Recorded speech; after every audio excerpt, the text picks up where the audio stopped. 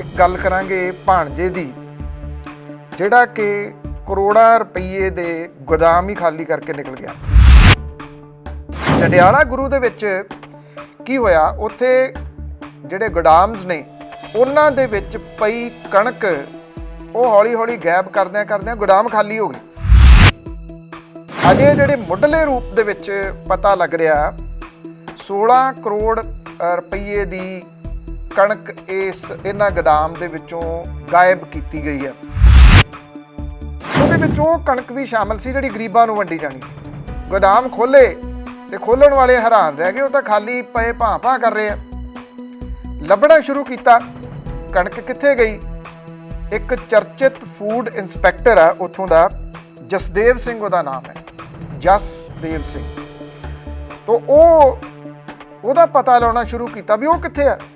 ਉਹ ਕਹਿੰਦੇ ਜੀ ਉਹ ਤਾਂ ਜਿਹੜਾ ਗਿਆ ਹੋਇਆ ਵਿਦੇਸ਼ ਦੇ ਵਿੱਚ ਕਿਤੇ। ਉਹਦੇ ਨਾਲ ਸੰਪਰਕ ਕੀਤਾ ਗਿਆ, ਉਹਦੀ ਈਮੇਲ ਵਾਪਸ ਆਈ ਕਿ ਜੀ ਮੈਂ ਵਿਦੇਸ਼ ਦੇ ਵਿੱਚ ਗਿਆ ਹੋਇਆ, ਮੈਂ ਆਪਣੇ ਆਪ ਨੂੰ ਉੱਥੇ ਵਿਦੇਸ਼ ਦੇ ਵਿੱਚ ਇਕਾਂਤਵਾਸ ਕੀਤਾ ਹੋਇਆ ਤੇ ਉੱਥੋਂ ਵਾਪਸ ਆ ਕੇ ਮੈਂ ਤੁਹਾਨੂੰ ਇਹਦਾ ਹਿਸਾਬ ਕਿਤਾਬ ਦੇ ਦੂੰਗਾ, ਜਿੰਨੀ ਦੇਰ ਮੈਂ ਆਉਂਦਾ ਨਹੀਂ ਜਿੰਦਰੇ ਖੋਲ ਕੇ ਚੈੱਕ ਨਾ ਕਰਿਓ। ਉਹ ਇਹ ਗੱਲ ਵਾਰਨਿੰਗ ਸ਼ਾਇਦ ਦੇ ਰਿਹਾ ਵੀ ਬਾਕੀ ਅਜੇ ਚੈੱਕ ਨਾ ਕਰ ਲਿਓ, ਹੋ ਸਕਦਾ ਬਾਕੀਆਂ ਦੇ ਵਿੱਚ ਵੀ ਕੱਖ ਨਾ ਹੋਵੇ। ਤੇ ਉਹ ਜੇ ਉਹ ਆ ਜਾਂਦਾ ਤੇ ਫਿਰ ਕੋਈ ਨਾ ਕੋਈ ਜੁਗਾੜ ਤਾਂ ਲਾਊਗਾ ਨਾ। ਉਹ ਭਾਣਜਾ ਹੈ ਮਦਨ ਲਾਲ ਜਲਾਲਪੁਰ ਹੋਰਾਂ ਦਾ, ਜਿਹੜੇ ਕਿ ਘਨੌਰ ਤੋਂ ਕਾਂਗਰਸ ਦੇ MLA ਨੇ। ਉਹ ਕਹਿੰਦੇ ਭਾਣਜਾ ਤਾਂ ਮੇਰਾ ਹੈ, ਸਕਾ ਭਾਣਜਾ, ਪਰ ਕਹਿੰਦੇ ਮਾਨਸਿਕ ਰੂਪ ਦੇ ਵਿੱਚ ਉਹ ਠੀਕ ਨਹੀਂ ਰਹਿੰਦਾ। ਇਸ ਕਰਕੇ ਹੋ ਸਕਦਾ ਉਹ ਭੁੱਲ ਭੁਲਾ ਨਾ ਗਿਆ ਹੋਵੇ ਵੀ ਕਣਕ ਕਿੱਥੇ ਰੱਖ ਲਈ 16 ਕਰੋੜ ਦੀ। ਤੋਂ ਮਾਨਸਿਕ ਰੂਪ ਦੇ ਵਿੱਚ ਠੀਕ ਨਹੀਂ ਰਹਿੰਦਾ, ਉਹ ਫੂਡ ਇੰਸਪੈਕਟਰ ਹੈ। ਮਾਨਸਿਕ ਰੂਪ ਦੇ ਵਿੱਚ ਠੀਕ ਨਿਗਾ ਵਿਦੇਸ਼ ਚਲੇ ਗਿਆ, ਮਾਨਸਿਕ ਰੂਪ 'ਚ ਠੀਕ ਨਿਗਾ ਇਕਾਂਤਵਾਸ ਦੇ ਉੱਤੇ ਚਲੇ ਗਿਆ। ਉਹ ਗਰੀਬਾਂ ਦੀ ਕਣਕ 16 ਕਰੋੜ ਦੀ ਕਿੰਨੇ ਘਰਾਂ ਦੀ ਰੋਟੀ ਜਿਹੜੀ ਉਹ ਹੋ ਸਕਦੀ ਸੀ, ਉਹਨੂੰ ਇੱਕ ਬੰਦਾ ਖਾ ਗਿਆ, ਇੱਕ ਬੰਦਾ ਹੜੱਪ ਗਿਆ ਇੱਕ ਕਿਸਮ ਦੇ ਨਾਲ। ਪਿੰਡ ਨੂਰਮਹਿਲ ਦੇ ਨੇੜੇ ਆ, ਕਾਗਜ਼ਾਂ ਦੇ ਵਿੱਚ ਪਿੰਡ ਹੈਗਾ ਪਰ ਕਾਗਜ਼ਾਂ 'ਚ ਹੈ ਨਹੀਂ ਗਾ। ਜਿਹੜਾ ਇਹ ਪਿੰਡ ਹੈ ਇੱਥੇ ਉਹਨੂੰ ਗ੍ਰਾਂਟਾਂ ਜਾਰੀ ਹੋਈਆਂ ਨੇ 2018, 2019, 2020, 2021, 13ਵੇਂ ਤੇ 14ਵੇਂ ਵਿੱਤ ਮਿਸ਼ਨ ਦੇ ਵਿੱਚੋਂ ਉਹਨੂੰ ਗ੍ਰਾਂਟਾਂ ਜਾਰੀ ਹੋਈਆਂ ਨੇ ਪਿੰਡ ਨੂੰ। ਉਹਦਾ ਸਰਪੰਚ ਕੌਣ ਹੈ ਜਿਹੜਾ ਗ੍ਰਾਂਟਾਂ ਚੁੱਕ ਰਿਹਾ, ਔਰ ਉਹ ਕਿਹੜੇ ਅਕਾਊਂਟ ਦੇ ਵਿੱਚ ਜਿਹੜੀ ਆ ਉਹ ਗ੍ਰਾਂਟ ਜਾ ਰਹੀ ਹੈ ਨਾ। ਅਜੀਬੋ ਗਰੀਬ ਸਾਰੀਆਂ ਗੱਲਾਂ, ਨਾ ਗੋਦਾਮ ਲੱਭ ਰਹੇ ਨੇ, ਨਾ ਕਣਕ ਲੱਭ ਰਹੀ ਹੈ, ਨਾ ਪਿੰਡ ਲੱਭ ਰਿਹਾ। ਜਿਨ੍ਹਾਂ ਨੇ ਹਾਕੀ ਦੇ ਮਾੜੇ ਸਮੇਂ ਦੇ ਵਿੱਚ ਉਹਦੀ ਬਾਂਹ ਨਹੀਂ ਫੜੀ, ਉਹਨੂੰ ਲੰਗੜਾ ਘੋੜਾ ਕਹਿੰਦੇ ਰਹੇ, ਅੱਜ ਉਹਨਾਂ ਨੂੰ ਲੱਗਦਾ ਕਿ ਲੰਗੜਾ ਘੋੜਾ ਤਾਂ ਬਹੁਤ ਤੇਜ਼ ਦੌੜਿਆ, ਇਹ ਤਾਂ ਆਮ ਘਰਾਂ ਦੇ ਮੁੰਡੇ ਕੁੜੀਆਂ ਨੇ ਜਿਹੜਾ ਪਾਸਾ ਹੀ ਪਲਟ ਕੇ ਰੱਖ ਦਿੱਤਾ। ਓਲੰਪਿਕ ਵਿਸ਼ਵ ਦਾ ਇੱਕ ਬਹੁਤ ਵੱਡਾ ਈਵੈਂਟ ਹੈ ਜਿਹਦੇ ਵਿੱਚ ਵਿਸ਼ਵ ਦੇ ਸਾਰੇ ਮੁਲਕ ਜਿਹੜੇ ਨੇ ਉਹ ਆਪਣੀ ਬਿਹਤਰੀਨ ਕਰੀਮ ਚੁਣ ਕੇ ਭੇਜਦੇ ਆ। 4 ਹਫ਼ਤਿਆਂ ਦੇ ਵਿੱਚ ਮੈਂ ਨਸ਼ਾ ਜਿਹੜਾ ਪੰਜਾਬ ਦੇ ਵਿੱਚੋਂ ਖਤਮ ਕਰ ਦੂੰਗਾ। ਇਹ ਉਦੋਂ ਸਾਲ ਕੁ ਬਾਅਦ ਦੀ ਗੱਲ ਹੈ, ਉਦੋਂ ਪਤਾ ਨਹੀਂ 4 ਹਫ਼ਤੇ ਹੋਏ। 4 ਹਫ਼ਤੇ ਵੈਸੇ ਅਜੇ ਵੀ ਨਹੀਂ ਹੋਏ, ਜਿਹੜੇ ਉਹ ਅਜੇ 4 ਹਫ਼ਤੇ ਚੱਲੀ ਜਾਂਦੇ ਆ। ਕਿਹੜੇ ਸਾਲ ਦੇ ਕਿਹੜੇ ਮਹੀਨੇ ਦੇ 4 ਹਫ਼ਤੇ ਸੀ ਸ਼ਾਇਦ ਉਹ ਨਹੀਂ ਦੱਸੇ ਗਏ। ਹੁਣ ਜਿਹੜਾ ਉਹ ਅੱਗੋਂ ਜਿਹੜਾ ਇਹ ਦੱਸਿਆ ਜਾ ਰਿਹਾ ਵੀ 22 ਦੇ ਵਿੱਚ ਸਰਕਾਰ ਬਣਾ ਦਿਓ ਫਿਰ ਇਹ ਖਤਮ ਹੋਊਗਾ ਸਾਰਾ ਕੁਝ। ਅੱਜ ਵਿਰੋਧੀ ਧਿਰਾਂ ਨੂੰ ਕਿਵੇਂ ਲੱਗਣ ਲੱਗ ਗਿਆ ਇੰਨੇ ਮਹੀਨਿਆਂ ਤੋਂ ਬਾਅਦ ਕਿ ਕਿਸਾਨਾਂ ਵਾਲੀ ਸੰਸਦ ਜਿਹੜੀ ਹੈ ਉਹ ਸਹੀ ਹੈ, ਉੱਥੇ ਆਉਣਾ ਇਹਦਾ ਕੀ ਇੰਪੈਕਟ ਪੈ ਸਕਦਾ ਹੈ। ਕਿਸਾਨ ਸੰਸਦ ਇਸ ਵੇਲੇ ਚੱਲ ਰਹੀ ਹੈ, ਕਿਸੇ ਵੇਲੇ ਇਤਿਹਾਸ ਲਿਖਿਆ ਜਾਊਗਾ, ਇਤਿਹਾਸ ਬਣ ਰਿਹਾ। ਜਦੋਂ ਇਤਿਹਾਸ ਬਣਦਾ ਸਾਨੂੰ ਸਮਝ ਨਹੀਂ ਹੁੰਦੀ, ਸਾਨੂੰ ਪਤਾ ਨਹੀਂ ਲੱਗਦਾ ਕਿ ਇਤਿਹਾਸ ਬਣ ਰਿਹਾ ਤੇ ਇਹਨੇ ਅੱਗੇ ਕਿੱਡੇ ਵੱਡੇ ਇੰਪੈਕਟ ਜਿਹੜੇ ਆ ਉਹ ਪਾਉਣੇ ਆ। ਵਿਸ਼ਵ ਦੇ ਵਿੱਚ ਸਭ ਤੋਂ ਲੰਬੇ ਸੰਘਰਸ਼ਾਂ ਦੇ ਵਿੱਚੋਂ ਇੱਕ ਸੰਘਰਸ਼ ਹੈ ਕਿਸਾਨ ਸੰਘਰਸ਼। ਇਹ ਕੱਲ ਇਹਦੇ ਵਿੱਚ ਇੱਕ ਹੋਰ ਵੱਡੀ ਗੱਲ ਇਹ ਹੋਈ ਕਿ ਵਿਰੋਧੀ ਧਿਰਾਂ ਦੇ ਨੇਤਾ ਚੱਲ ਕੇ ਕਿਸਾਨ ਸੰਸਦ ਦੇ ਵਿੱਚ ਆਏ। ਉਹਨਾਂ ਨੇ ਮਹਿਮਾਨਾਂ ਦੇ ਵਿੱਚ ਬੈਠ ਕੇ ਕਿਸਾਨ ਸੰਸਦ ਦੀ ਚੱਲ ਰਹੀ ਕਾਰਵਾਈ ਨੂੰ ਧਿਆਨ ਦੇ ਨਾਲ ਸੁਣਿਆ। ਇਹ ਠੀਕ ਹੈ, ਕਿਸਾਨ ਸੰਸਦ ਦੇ ਵਿੱਚ ਲਿਆਂਦੇ ਜਾ ਰਹੇ ਇਹ ਮੁੱਦੇ, ਵਿਚਾਰੇ ਜਾ ਰਹੇ ਇਹ ਮੁੱਦੇ, ਇਹਨਾਂ ਦੇ ਨਾਲ ਕਾਨੂੰਨ ਨਹੀਂ ਬਦਲ ਜਾਣੇ, ਪਰ ਕਿਸਾਨਾਂ ਨੇ, ਕਿਸਾਨ ਆਗੂਆਂ ਨੇ ਇੱਕ ਵੱਡੀ ਸਿਆਣਪ ਦਾ ਸਬੂਤ ਤਾਂ ਦਿੱਤਾ ਨਾ।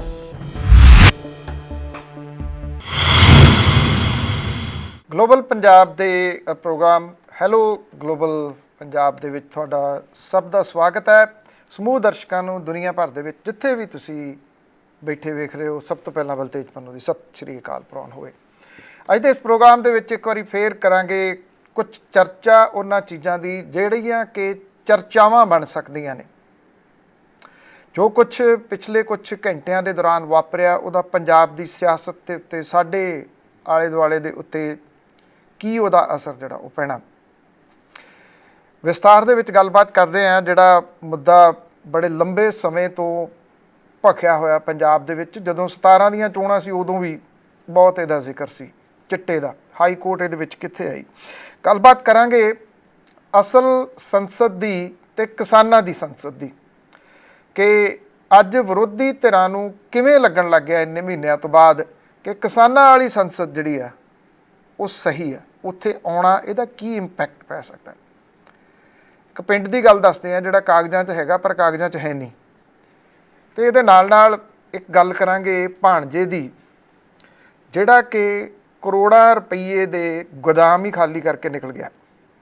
ਉਹ ਕਿੱਥੇ ਆ, ਕੌਣ ਹੈ, ਕਿੱਥੋਂ, ਕਿੰਨੀ ਉਹਨੇ ਜਿਹੜੀ ਕਣਕ ਹੈ ਉਹ ਖਾਲੀ ਕਰ ਦਿੱਤੀ, ਉਹਦੀ ਗੱਲਬਾਤ ਜਿਹੜੀ ਉਹ ਕਰਦੇ ਆ। ਕੁਝ ਗੱਲਬਾਤ ਖਿਡਾਰੀਆਂ ਦੇ ਉੱਤੇ, ਅਵਾਰਡਾਂ ਦੇ ਉੱਤੇ, ਨਾਵਾਂ ਦੇ ਉੱਤੇ, ਇਹਨਾਂ ਦੀ ਵੀ ਜਿਹੜੀ ਉਹ ਕਰਾਂਗੇ, ਜੋ ਕੁਝ ਇਸ ਵੇਲੇ ਬਹੁਤ ਚਰਚਾ ਦੇ ਵਿੱਚ ਹੈ। ਇਹ ਪ੍ਰੋਗਰਾਮ ਤੁਸੀਂ 3 ਦਿਨ ਦੇਖਦੇ ਹੋ ਵੜੈਚ ਸਾਹਿਬ ਦੇ ਨਾਲ, 2 ਦਿਨ ਮੇਰੇ ਨਾਲ ਤੁਹਾਡੀ ਸਾਂਝ ਜਿਹੜੀ ਉਹ ਰਹਿੰਦੀ ਹੈ। ਕੱਲ੍ਹ ਦਾ ਦਿਨ ਬੜਾ ਅਹਿਮ ਸੀਗਾ ਪੰਜਾਬ ਹਰਿਆਣਾ ਹਾਈ ਕੋਰਟ ਦੇ ਵਿੱਚ। ਨਵਕਿਰਨ ਸਿੰਘ ਐਡਵੋਕੇਟ ਨੇ ਪੰਜਾਬ ਹਰਿਆਣਾ ਹਾਈ ਕੋਰਟ ਦੇ, ਐਕਟਿਵਿਸਟ ਵੀ ਨੇ, ਉਹਨਾਂ ਅਪ੍ਰੈਲ ਦੇ ਵਿੱਚ ਅਰਜੀ ਪਾਈ ਸੀ।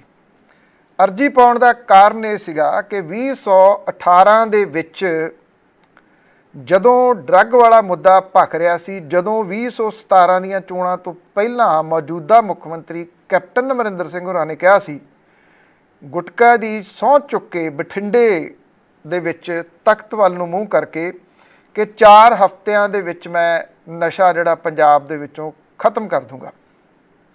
ਇਹ ਉਦੋਂ ਸਾਲ ਕੁ ਬਾਅਦ ਦੀ ਗੱਲ ਹੈ। ਉਦੋਂ ਪਤਾ ਨਹੀਂ 4 ਹਫ਼ਤੇ ਹੋਏ, 4 ਹਫ਼ਤੇ ਵੈਸੇ ਉਂਝ ਵੀ ਅਜੇ ਵੀ ਨਹੀਂ ਹੋਏ, ਜਿਹੜੇ ਉਹ ਅਜੇ 4 ਹਫ਼ਤੇ ਚੱਲੀ ਜਾਂਦੇ ਆ। ਕਿਹੜੇ ਸਾਲ ਦੇ ਕਿਹੜੇ ਮਹੀਨੇ ਦੇ 4 ਹਫ਼ਤੇ ਸੀ ਸ਼ਾਇਦ ਉਹ ਨਹੀਂ ਦੱਸੇ ਗਏ। ਹੁਣ ਜਿਹੜਾ ਉਹ ਅੱਗੋਂ ਜਿਹੜਾ ਇਹ ਦੱਸਿਆ ਜਾ ਰਿਹਾ ਵੀ 22 ਦੇ ਵਿੱਚ ਸਰਕਾਰ ਬਣਾ ਦਿਓ, ਫਿਰ ਇਹ ਖਤਮ ਹੋਊਗਾ ਸਾਰਾ ਕੁਝ, ਫਿਰ ਤੁਹਾਨੂੰ 3 ਰੁਪਈਏ ਬਿਜਲੀ ਜਿਹੜੀ ਆ ਉਹ ਮਿਲੂਗੀ। ਅਜੇ ਨਹੀਂ, ਅਜੇ ਮਾਫੀਆ ਨਹੀਂ ਖਤਮ ਹੋਣਾ, ਅਜੇ ਮਾਫੀਆ ਸ਼ਾਇਦ ਜਿਹੜਾ ਉਹ ਚੱਲੂਗਾ। ਗੱਲ ਮਾਫੀਆ ਦੀ ਸੀ। ਉਸ ਵੇਲੇ ਪੰਜਾਬ ਹਰਿਆਣਾ ਹਾਈ ਕੋਰਟ ਦੇ ਵਿੱਚ 2 ਰਿਪੋਰਟਾਂ ਸਬਮਿਟ ਹੁੰਦੀਆਂ ਨੇ, ਦੋਨੋਂ ਬੜੀਆਂ ਅਹਿਮ ਨੇ। ਇੱਕ ਤਾਂ ਜਿਹੜੀ ਰਿਪੋਰਟ ਹੈ ਉਹ DGP ਸਿਧਾਰਥ ਚਟੋਪਾਧਿਆਏ ਹੋਰਾਂ ਵਾਲੀ ਹੈ। ਉਹਦੇ ਵਿੱਚ ਪੰਜਾਬ ਦੇ ਸਾਬਕਾ ਮੰਤਰੀ ਦਾ ਨਾਮ ਸਿੱਧੇ ਰੂਪ ਦੇ ਵਿੱਚ ਬੋਲਦਾ ਰਿਹਾ, ਉਹਦੇ ਕਰਕੇ ਹੀ ਪੰਜਾਬ ਹਰਿਆਣਾ ਹਾਈ ਕੋਰਟ ਨੇ ਇਹ ਇਨਵੈਸਟੀਗੇਸ਼ਨ ਦਾ ਹੁਕਮ ਦਿੱਤਾ ਸੀ। ਉਹ ਰਿਪੋਰਟ ਜਿਹੜੀ ਹੈ ਉਹ ਸੀਲਬੰਦ ਰਿਪੋਰਟ ਹੈ। ਇੱਕ ਦੂਸਰੀ ਰਿਪੋਰਟ ਉੱਥੇ ਪਈ ਹੈ, ਉਹ ਹੈ STF ਦੇ ਮੁਖੀ ਹਰਪ੍ਰੀਤ ਸਿੰਘ ਸਿੱਧੂ ਹੋਰਾਂ ਦੇ ਵੱਲੋਂ ਕੀਤੀ ਗਈ ਇਨਵੈਸਟੀਗੇਸ਼ਨ ਦੀ ਰਿਪੋਰਟ। ਤੁਸੀਂ ਇਹ ਦੇਖੋ ਕਿ ਉਹਦੇ ਤੱਥ ਮੌਜੂਦ ਨੇ। ਅਦਾਲਤ ਦੇ ਵਿੱਚ ਇਹਦੀਆਂ ਤਰੀਕਾਂ ਜਿਹੜੀਆਂ ਲਈਆਂ ਜਾਂਦੀਆਂ ਰਹੀਆਂ ਨੇ, ਉਹਦੇ ਉੱਤੇ ਸਾਈਨ ਹੋਏ ਆ ਸਰਕਾਰੀ ਵਕੀਲਾਂ ਦੇ ਵੀ, ਕਿ ਮਿਊਚੁਅਲ ਅੰਡਰਸਟੈਂਡਿੰਗ ਦੇ ਨਾਲ ਇਹ ਤਰੀਕ ਹੁਣ ਅੱਗੇ ਪਾਈ ਜਾਂਦੀ ਆ। 18 ਤੋਂ ਇਹ ਕੁਝ ਚੱਲ ਰਿਹਾ। ਜੇ ਸੁਹਿਰਦਤਾ ਦੀ ਗੱਲ ਹੁੰਦੀ, ਜੇ 4 ਹਫ਼ਤਿਆਂ ਦੀ ਗੱਲ ਹੁੰਦੀ, ਸਹੁੰ ਦੀ ਗੱਲ ਹੁੰਦੀ, ਗੁਟਕੇ ਦੀ ਰਿਸਪੈਕਟ ਹੁੰਦੀ, ਤੇ ਜਿਹੜੀ ਫੌਜ ਖੜੀ ਆ ਉੱਥੇ ਵਕੀਲਾਂ ਦੀ ਪੰਜਾਬ ਹਰਿਆਣਾ ਹਾਈ ਕੋਰਟ ਦੇ ਵਿੱਚ ਕੇਸ ਹਾਰਨ ਵਾਲੀ ਟੀਮ, ਉਹ ਇਹਨੂੰ ਖੁਲਵਾ ਨਾ ਲੈਂਦੀ। ਇਹ ਕਿਵੇਂ ਹੋ ਸਕਦਾ ਹੈ ਕਿ ਐਡਵੋਕੇਟ ਜਨਰਲ ਕਹਿਣ ਉੱਥੇ ਅਦਾਲਤ ਦੇ ਵਿੱਚ, ਅਦਾਲਤ ਨੂੰ ਉਹਨੂੰ ਰਿਕੁਐਸਟ ਕਰਨ ਕਿ ਜੀ ਇਹਨੂੰ ਖੋਲ੍ਹੋ, ਇਸ ਰਿਪੋਰਟ ਨੂੰ, ਇਹ ਕਰਵਾਈ ਕਾਹਦੇ ਲਈ ਹੈ, ਅਤੇ ਇਹ ਨਾ ਖੁੱਲ੍ਹੇ। ਇਹ ਹੋ ਹੀ ਨਹੀਂ ਸੀ ਸਕਦਾ, ਪਰ ਇਹ ਹੋਇਆ। ਖੁੱਲ੍ਹਣ ਦਿੱਤੀ ਨਹੀਂ ਗਈ। ਅਪ੍ਰੈਲ ਦੇ ਵਿੱਚ ਪਾਈ ਹੋਈ ਐਪਲੀਕੇਸ਼ਨ ਦੀ ਪਿਛਲੇ ਹਫ਼ਤੇ ਤਰੀਕ ਸੀ। ਪਿਛਲੇ ਹਫਤੇ ਜੱਜ ਸਾਹਿਬ ਛੁੱਟੀ ਤੇ ਚਲੇ ਗਏ, ਇਸ ਕਰਕੇ ਇਹ ਤਰੀਕ ਫਿਰ ਅੱਗੇ ਜਿਹੜਾ ਪੈ ਗਈ। ਕੱਲ ਇਹਦੇ ਉੱਤੇ ਸੁਣਵਾਈ ਹੋਈ, ਹੁਣ ਇਹਦੇ ਉੱਤੇ ਨੋਟਿਸ ਜਾਰੀ ਹੋ ਗਿਆ। ਅਜੇ ਕਹਾਣੀ ਮੁੱਕੀ ਨਹੀਂ, ਨਾ ਬ੍ਰੇਕ ਦਾ ਟਾਈਮ ਹੈ ਕਿ ਮੈਂ ਤੁਹਾਨੂੰ ਇਹ ਕਹਾਂ ਬ੍ਰੇਕ ਦੇ ਉੱਤੇ ਜਾ ਕੇ ਫਿਰ ਤੁਹਾਨੂੰ ਦੱਸਦੇ ਹਾਂ। ਨਹੀਂ, ਕਹਾਣੀ ਜਿਹੜੀ ਉਹ ਕੰਟੀਨਿਊਜ਼ ਹੈ, ਕਿਉਂਕਿ ਜਿਹੜੀ ਹੁਣ ਤਰੀਕ ਪਾਈ ਗਈ ਆ ਉਹਦੇ ਵਿੱਚ ਪੰਜਾਬ ਸਰਕਾਰ ਨੂੰ ਨੋਟਿਸ ਦਿੱਤਾ ਗਿਆ, ਨੋਟਿਸ ਜਾਰੀ ਕੀਤਾ ਗਿਆ ਕਿ ਆਓ ਇਹਦੀ ਗੱਲ ਜਿਹੜੀ ਕਰੀਏ ਤੇ ਇਹਦੇ ਉੱਤੇ ਫੈਸਲਾ ਸੁਣਾਇਆ ਜਾਊਗਾ। 16 ਨਵੰਬਰ ਦੀ ਤਰੀਕ ਜਿਹੜੀ ਉਹ ਪਈ ਹੈ।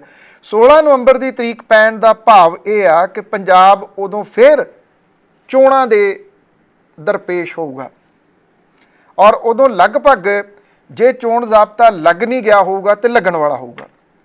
5 ਸਾਲ ਲੰਘ ਜਾਣਗੇ ਉਸ ਸਹੁੰ ਨੂੰ, ਉਸ ਵੇਲੇ 5 ਸਾਲ ਲੰਘ ਜਾਣਗੇ ਉਸ ਗੁਟਕੇ ਵਾਲੀਆਂ ਫੋਟੋਆਂ ਨੂੰ, ਉਦੋਂ 5 ਸਾਲ ਲੰਘ ਜਾਣਗੇ ਉਦੋਂ ਉਹਨਾਂ ਵਾਅਦਿਆਂ ਨੂੰ ਜਿਹੜੇ 4 ਹਫ਼ਤਿਆਂ ਦੇ ਵਾਸਤੇ ਕੀਤੇ ਗਏ ਸੀ।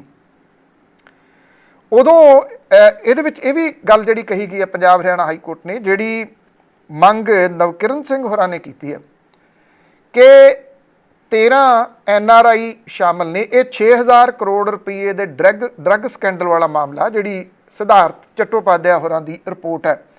DGP ਨੇ ਉਂਝ ਵੈਸੇ ਉਹ, ਪਰ ਅੱਜ ਕੱਲ੍ਹ ਉਹਨਾਂ ਨੂੰ ਖੁੱਡੇ ਲਾਈਨ ਜਿਹੜਾ ਜੀ ਉਹ ਲਾਇਆ ਹੈ ਇੱਕ ਕਿਸਮ ਦੇ ਨਾਲ, ਡਿਜ਼ਰਵਿੰਗ ਆਫੀਸਰ ਨੇ।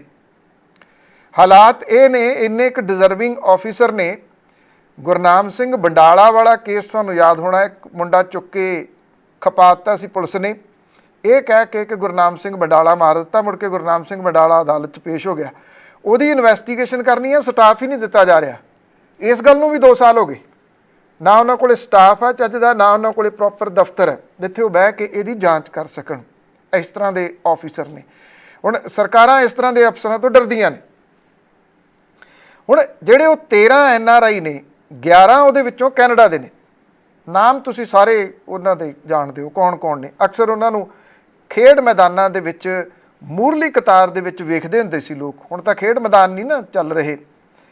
ਤੁਹਾਨੂੰ ਯਾਦ ਹੋਣਾ ਪੰਜਾਬ ਦੇ ਵਿੱਚ ਇੱਕ ਸਾਲ ਦੇ ਵਿੱਚ 6 ਵਰਲਡ ਕੱਪ ਹੋ ਜਾਂਦੇ ਹੁੰਦੇ ਸੀ ਕਬੱਡੀ ਦੇ। ਇਹ ਉਹ ਸਮਾਂ ਸੀਗਾ। 6 ਵਰਲਡ ਕੱਪ ਕਿਵੇਂ ਹੋ ਜਾਂਦੇ ਸੀ, ਕੌਣ ਸੀ ਕਰਵਾਉਣ ਵਾਲੇ? ਉੱਥੇ ਪੁਲਿਸ ਵਾਲਿਆਂ ਨੂੰ ਸੱਦਿਆ ਜਾਂਦਾ ਸੀ, ਵੱਡੇ ਵੱਡੇ ਸਿਆਸਤਦਾਨਾਂ ਨੂੰ ਸੱਦਿਆ ਜਾਂਦਾ ਸੀ, ਨਾਮਵਰ ਲੋਕਾਂ ਨੂੰ ਸੱਦਿਆ ਜਾਂਦਾ ਸੀ ਉਹਨਾਂ ਟੂਰਨਾਮੈਂਟਾਂ ਦੇ ਵਿੱਚ ਆਪਣੀ ਭੱਲ ਬਣਾਉਣ ਦੀ ਖਾਤਰ, ਤਾਂ ਕਿ ਉਹ ਭੱਲ ਦੇ ਆੜ ਦੇ ਹੇਠ ਮਣਾ ਮੂੰਹੀ ਡਰੱਗ ਢੋਈ ਜਾ ਸਕੇ। ਜਿੱਥੇ ਜਿੱਥੇ ਪੰਜਾਬੀ ਬੈਠੇ ਉੱਥੇ ਉੱਥੇ ਡਰੱਗ ਢੋਈ ਗਈ। ਇਸ ਰਿਪੋਰਟ ਦੇ ਵਿੱਚ ਇਹ ਵੀ ਆਖਿਆ ਗਿਆ, ਵੀ ਮੰਗਿਆ ਗਿਆ ਕਿ ਦੱਸੋ ਉਹਨਾਂ ਦੀ ਐਕਸਟ੍ਰਾਡੀਸ਼ਨ ਟਰੀਟੀ ਦੇ ਤਹਿਤ ਕੀ ਕੀਤਾ, ਉਹਨਾਂ ਨੂੰ ਹਵਾਲਗੀ ਜਿਹੜੀ ਸੰਧੀ ਹੈ ਉਹਦੇ ਰਾਹੀਂ ਲਿਆਉਣ ਦੇ ਵਾਸਤੇ ਕਿਹੜੇ ਸਟੈਪ ਚੁੱਕੇ ਹੈ। ਤੇ ਇੱਕ ਇੰਟਰਸਟਿੰਗਲੀ ਜਿਹੜੀ ਰਿਪੋਰਟ ਇਹਦੇ ਨਾਲ ਆ ਕੇ ਜੁੜ ਜਾਂਦੀ ਆ ਪਿਛਲੇ ਦਿਨਾਂ ਤੋਂ, ਉਹ ਇਹ ਆ ਕਿ ਪੰਜਾਬ ਦਾ ਗ੍ਰਹਿ ਮੰਤਰਾਲਾ, ਪੰਜਾਬ ਦਾ ਗ੍ਰਹਿ ਵਿਭਾਗ ਜਿਹੜਾ ਕਿ ਮੌਜੂਦਾ ਮੁੱਖ ਮੰਤਰੀ ਸਾਹਿਬ ਦੇ ਅਧੀਨ ਹੈ, ਉਹਦੇ ਜਿਹੜੇ ਗ੍ਰਹਿ ਸਕੱਤਰ ਨੇ ਉਹ ਚਿੱਠੀ ਲਿਖਦੇ ਆ STF ਦੇ ਚੀਫ ਹਰਪ੍ਰੀਤ ਸਿੰਘ ਸਿੱਧੂ ਹੋਰਾਂ ਨੂੰ। ਔਰ ਉਸ ਚਿੱਠੀ ਦੇ ਵਿੱਚ ਉਹ ਜ਼ਿਕਰ ਕਰਦੇ ਆ ਵੀ ਤੁਸੀਂ ਕਿਹਾ ਸੀ ਵੱਡੀਆਂ ਮੱਛੀਆਂ ਫੜਨੀਆਂ, ਉਹ ਫੜੀਆਂ ਨਹੀਂ। ਔਰ ਉਹਦੇ ਵਿੱਚ ਉਹ ਰਿਪੋਰਟ ਦਾ ਜ਼ਿਕਰ ਕਰਦੇ ਆ ਜਿਹੜੀ ਹਾਈ ਕੋਰਟ ਦੇ ਵਿੱਚ ਲੱਗੀ ਹੋਈ ਹੈ। ਉਹ ਕਹਿੰਦੇ ਉਹ ਰਿਪੋਰਟ ਤੇ ਅਸੀਂ ਤਾਂ ਨਹੀਂ ਰੋਕਿਆ, ਨਾ ਪੰਜਾਬ ਹਰਿਆਣਾ ਹਾਈ ਕੋਰਟ ਨੇ ਉਹਦੇ ਉੱਤੇ ਕਿਸੇ ਕਿਸਮ ਦਾ ਸਟੇ ਲਾਇਆ ਵੀ ਤੁਸੀਂ ਇਹਦੀ ਇਨਵੈਸਟੀਗੇਸ਼ਨ ਨਹੀਂ ਕਰ ਸਕਦੇ। ਉਹ ਕਹਿੰਦੇ ਇਹਦੀ ਫਰਦਰ ਇਨਵੈਸਟੀਗੇਸ਼ਨ ਹੋਣੀ ਚਾਹੀਦੀ ਸੀ ਤੇ ਵੱਡੀਆਂ ਮੱਛੀਆਂ ਜਿਹੜੀਆਂ ਉਹ ਫੜੀਆਂ ਜਾਣੀਆਂ ਚਾਹੀਦੀਆਂ ਸੀ। ਵੱਡੀਆਂ ਮੱਛੀਆਂ ਦਾ ਨਾਮ ਰੋਕਿਆ ਕਿਹਨੇ ਆ, ਇਹ ਸਭ ਤੋਂ ਵੱਡੇ ਸਵਾਲ ਨੇ।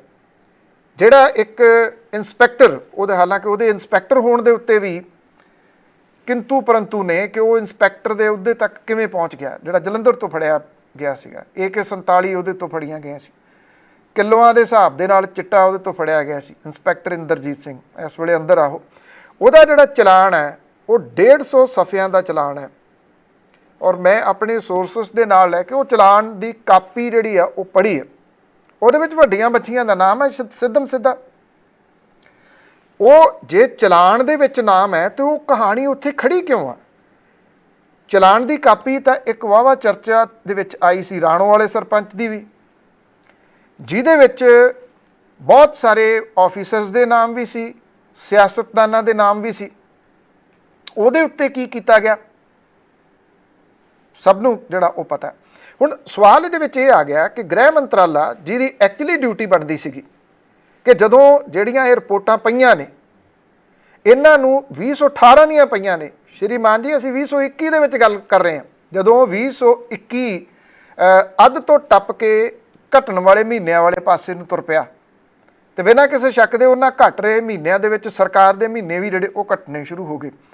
ਉਹਨਾਂ ਦੀ ਰਿਪੋਰਟ ਜਿਹੜੀ ਆ ਉਹ ਖੁਲਵਾਈ ਨਾ ਜਾਣੀ, ਉਹਨਾਂ ਦੀ ਅਫਸਰਾਂ ਦੀ ਕੀਤੀ ਹੋਈ ਮਿਹਨਤ, ਘੱਟੋ ਘੱਟ 2 ਅਫਸਰਾਂ ਦੀ ਕੀਤੀ ਹੋਈ ਮਿਹਨਤ, ਉਹਦੇ ਵਿੱਚ ਕੀ ਲਿਖਿਆ ਸੀ ਉਹਦੇ ਉੱਤੇ ਗੱਲ ਹੀ ਨਹੀਂ ਕਰਦੇ।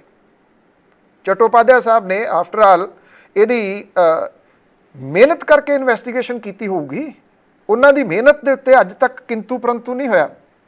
ਔਰ ਉਹ ਪੰਜਾਬ ਹਰਿਆਣਾ ਹਾਈ ਕੋਰਟ ਦੇ ਭਰੋਸੇਯੋਗ ਅਫਸਰਾਂ ਦੇ ਵਿੱਚੋਂ ਇੱਕ ਨੇ, ਕਿਉਂਕਿ ਜਿਹਨੂੰ ਹਾਈ ਕੋਰਟ ਕਹੂਗਾ ਆਹ ਬੰਦਾ ਜਿਹੜਾ ਇਹ ਆਫੀਸਰ ਜਿਹੜਾ ਇਹਦੀ ਇਨਵੈਸਟੀਗੇਸ਼ਨ ਕਰੇ, ਆਫਟਰ ਆਲ ਉਹ ਕੈਪੇਬਲ ਹੋਊਗਾ ਤੇ ਤਾਂ ਹੀ ਉਹਨੂੰ ਦਿੱਤੀ ਜਾਊਗੀ ਨਾ ਉਹਦੀ ਇਨਵੈਸਟੀਗੇਸ਼ਨ। ਉਹ ਇਨਵੈਸਟੀਗੇਸ਼ਨ ਹੋ ਗਈ। ਹਰਪ੍ਰੀਤ ਸਿੰਘ ਸਿੱਧੂ ਹੋਰਾਂ ਦੇ ਉੱਤੇ ਅੱਜ ਤੱਕ ਕਿਸੇ ਕਿਸਮ ਦਾ ਕੋਈ ਕਰਪਸ਼ਨ ਦਾ ਚਾਰਜਸ ਤਾਂ ਨਹੀਂ ਲੱਗਿਆ, ਉਹਨਾਂ ਦੇ ਕੰਮਕਾਰ ਕਰਨ ਦੇ ਢੰਗ ਦੇ ਉੱਤੇ ਕੋਈ ਕਿੰਤੂ ਪਰੰਤੂ ਤਾਂ ਨਹੀਂ ਹੋਇਆ। ਫਿਰ ਇਹ 2 ਅਹਿਮ ਅਫਸਰਾਂ ਦੀਆਂ ਰਿਪੋਰਟਾਂ ਅੱਜ ਤੱਕ ਦੱਬੀਆਂ ਕਿਉਂ ਗਈਆਂ ਨੇ? ਇਹ ਸਭ ਤੋਂ ਵੱਡੇ ਜਿਹੜੇ ਉਹ ਸਵਾਲ ਖੜੇ ਨੇ ਉਹਨਾਂ ਲੋਕਾਂ ਦੇ ਸਾਹਮਣੇ ਜਿਹੜੇ ਇਨਸਾਫ ਪਸੰਦ ਨੇ, ਜਿਹੜੇ ਦਰਦ ਮਹਿਸੂਸ ਕਰਦੇ ਆ, ਦੁੱਖ ਮਹਿਸੂਸ ਕਰਦੇ ਆ ਕਿ ਸਾਡੀ ਇੱਕ ਪੀੜ੍ਹੀ ਮੁੱਕ ਗਈ, ਸਾਡੀ ਇੱਕ ਪੂਰੀ ਜਨਰੇਸ਼ਨ ਨੂੰ ਚਿੱਟਾ ਖਾ ਗਿਆ। ਔਰ ਕਦੀ ਕਿਸੇ ਨੇ ਜਾ ਕੇ ਉਹਨਾਂ ਪਰਿਵਾਰਾਂ ਦੀ ਸਾਰ ਲਈ ਹੈ ਜਿਨ੍ਹਾਂ ਦੇ ਘਰਾਂ ਦੇ ਵਿੱਚ ਕੱਲੇ ਪੁੱਤ ਸੀ ਜਾਂ ਹੈਗੇ ਨੇ। ਅੱਜ ਵੀ ਜੇ ਉਹਨਾਂ ਨੂੰ ਖਤਰਾ ਕਿਸੇ ਜਗ੍ਹਾ ਤੋਂ ਲੱਗਦਾ ਸਭ ਤੋਂ ਵੱਡਾ, ਤਾਂ ਉਹ ਇਸ ਚੀਜ਼ ਤੋਂ ਲੱਗਦਾ ਕਿ ਕਿਤੇ ਚਿੱਟਾ ਆ ਕੇ ਉਹਨਾਂ ਨੂੰ ਨਿਗਲ ਨਾ ਜਾਵੇ। ਕੁਝ ਜ਼ਿਲ੍ਹਿਆਂ ਦੇ ਵਿੱਚ ਜਾ ਕੇ ਵੇਖਿਆ ਜਾ ਸਕਦਾ, ਕਨਾਲ ਦੀਆਂ 2-2 ਕਨਾਲ ਦੀਆਂ ਹਵੇਲੀਆਂ ਦੇ ਵਿੱਚ ਇਕੱਲੇ ਬਜ਼ੁਰਗ ਰਹਿ ਗਏ, ਪੁੱਤ ਰਿਹਾ ਹੀ ਨਹੀਂ, ਕਿਉਂਕਿ ਸ਼ਮਸ਼ਾਨ ਘਾਟਾਂ ਦੇ ਵਿੱਚ ਪਿਓਆਂ ਦੇ ਮੋਢੇ ਥੱਕ ਗਏ ਅਰਥੀਆਂ ਢੋ ਕੇ। ਤੇ ਇੱਥੇ ਅੱਜ ਵੀ ਸਿਆਸਤ ਉਹਦੇ ਉੱਤੇ ਹੋ ਰਹੀ ਆ ਕਿ ਕਿਹੜੇ ਤਰੀਕੇ ਦੇ ਨਾਲ ਦੱਬਿਆ ਜਾਵੇ। ਇਹ ਵੀ ਪਤਾ ਲੱਗਿਆ ਇਹ ਜਿਹੜੀ ਹਿਲਜੁਲ ਆ ਹੁਣ ਵੱਡੇ ਪੱਧਰ ਦੇ ਉੱਤੇ ਹੋਰ ਹੋ ਸਕਦੀ ਹੈ। ਪੰਜਾਬ ਦੀ ਅਫਸਰਸ਼ਾਹੀ ਦੇ ਵਿੱਚ ਤਬਦੀਲੀ ਜਿਹੜੀ ਉਹ ਵੇਖਣ ਨੂੰ ਮਿਲ ਸਕਦੀ ਹੈ। ਤਬਦੀਲੀ ਇਹ ਨਹੀਂ ਕਿ ਉਹ ਬਹੁਤ ਸੁਹਿਰਦ ਹੋ ਕੇ ਇਮਾਨਦਾਰ ਹੋ ਕੇ ਨਾਲ ਦੀ ਨਾਲ ਸਾਰੇ ਫੜ ਲੈਣਗੇ, ਬਲਕਿ ਬਦਲਾਓ ਜਿਹੜਾ ਉਹ ਕੀਤਾ ਜਾਊਗਾ। ਵੱਡਾ ਬਦਲਾਓ ਹੋਣ ਦੇ ਚਾਂਸਸ ਜਿਹੜੇ ਉਹ ਦੱਸੇ ਜਾ ਰਹੇ ਆ। ਉਹ ਬਦਲਾਓ ਪੰਜਾਬ ਦੇ ਬਦਲਾਓ ਦੇ ਵਿੱਚ ਕੋਈ ਪਾਰਟ ਨਿਭਾਊਗਾ? ਇਹ ਵੱਡਾ ਸਵਾਲ ਹੈ।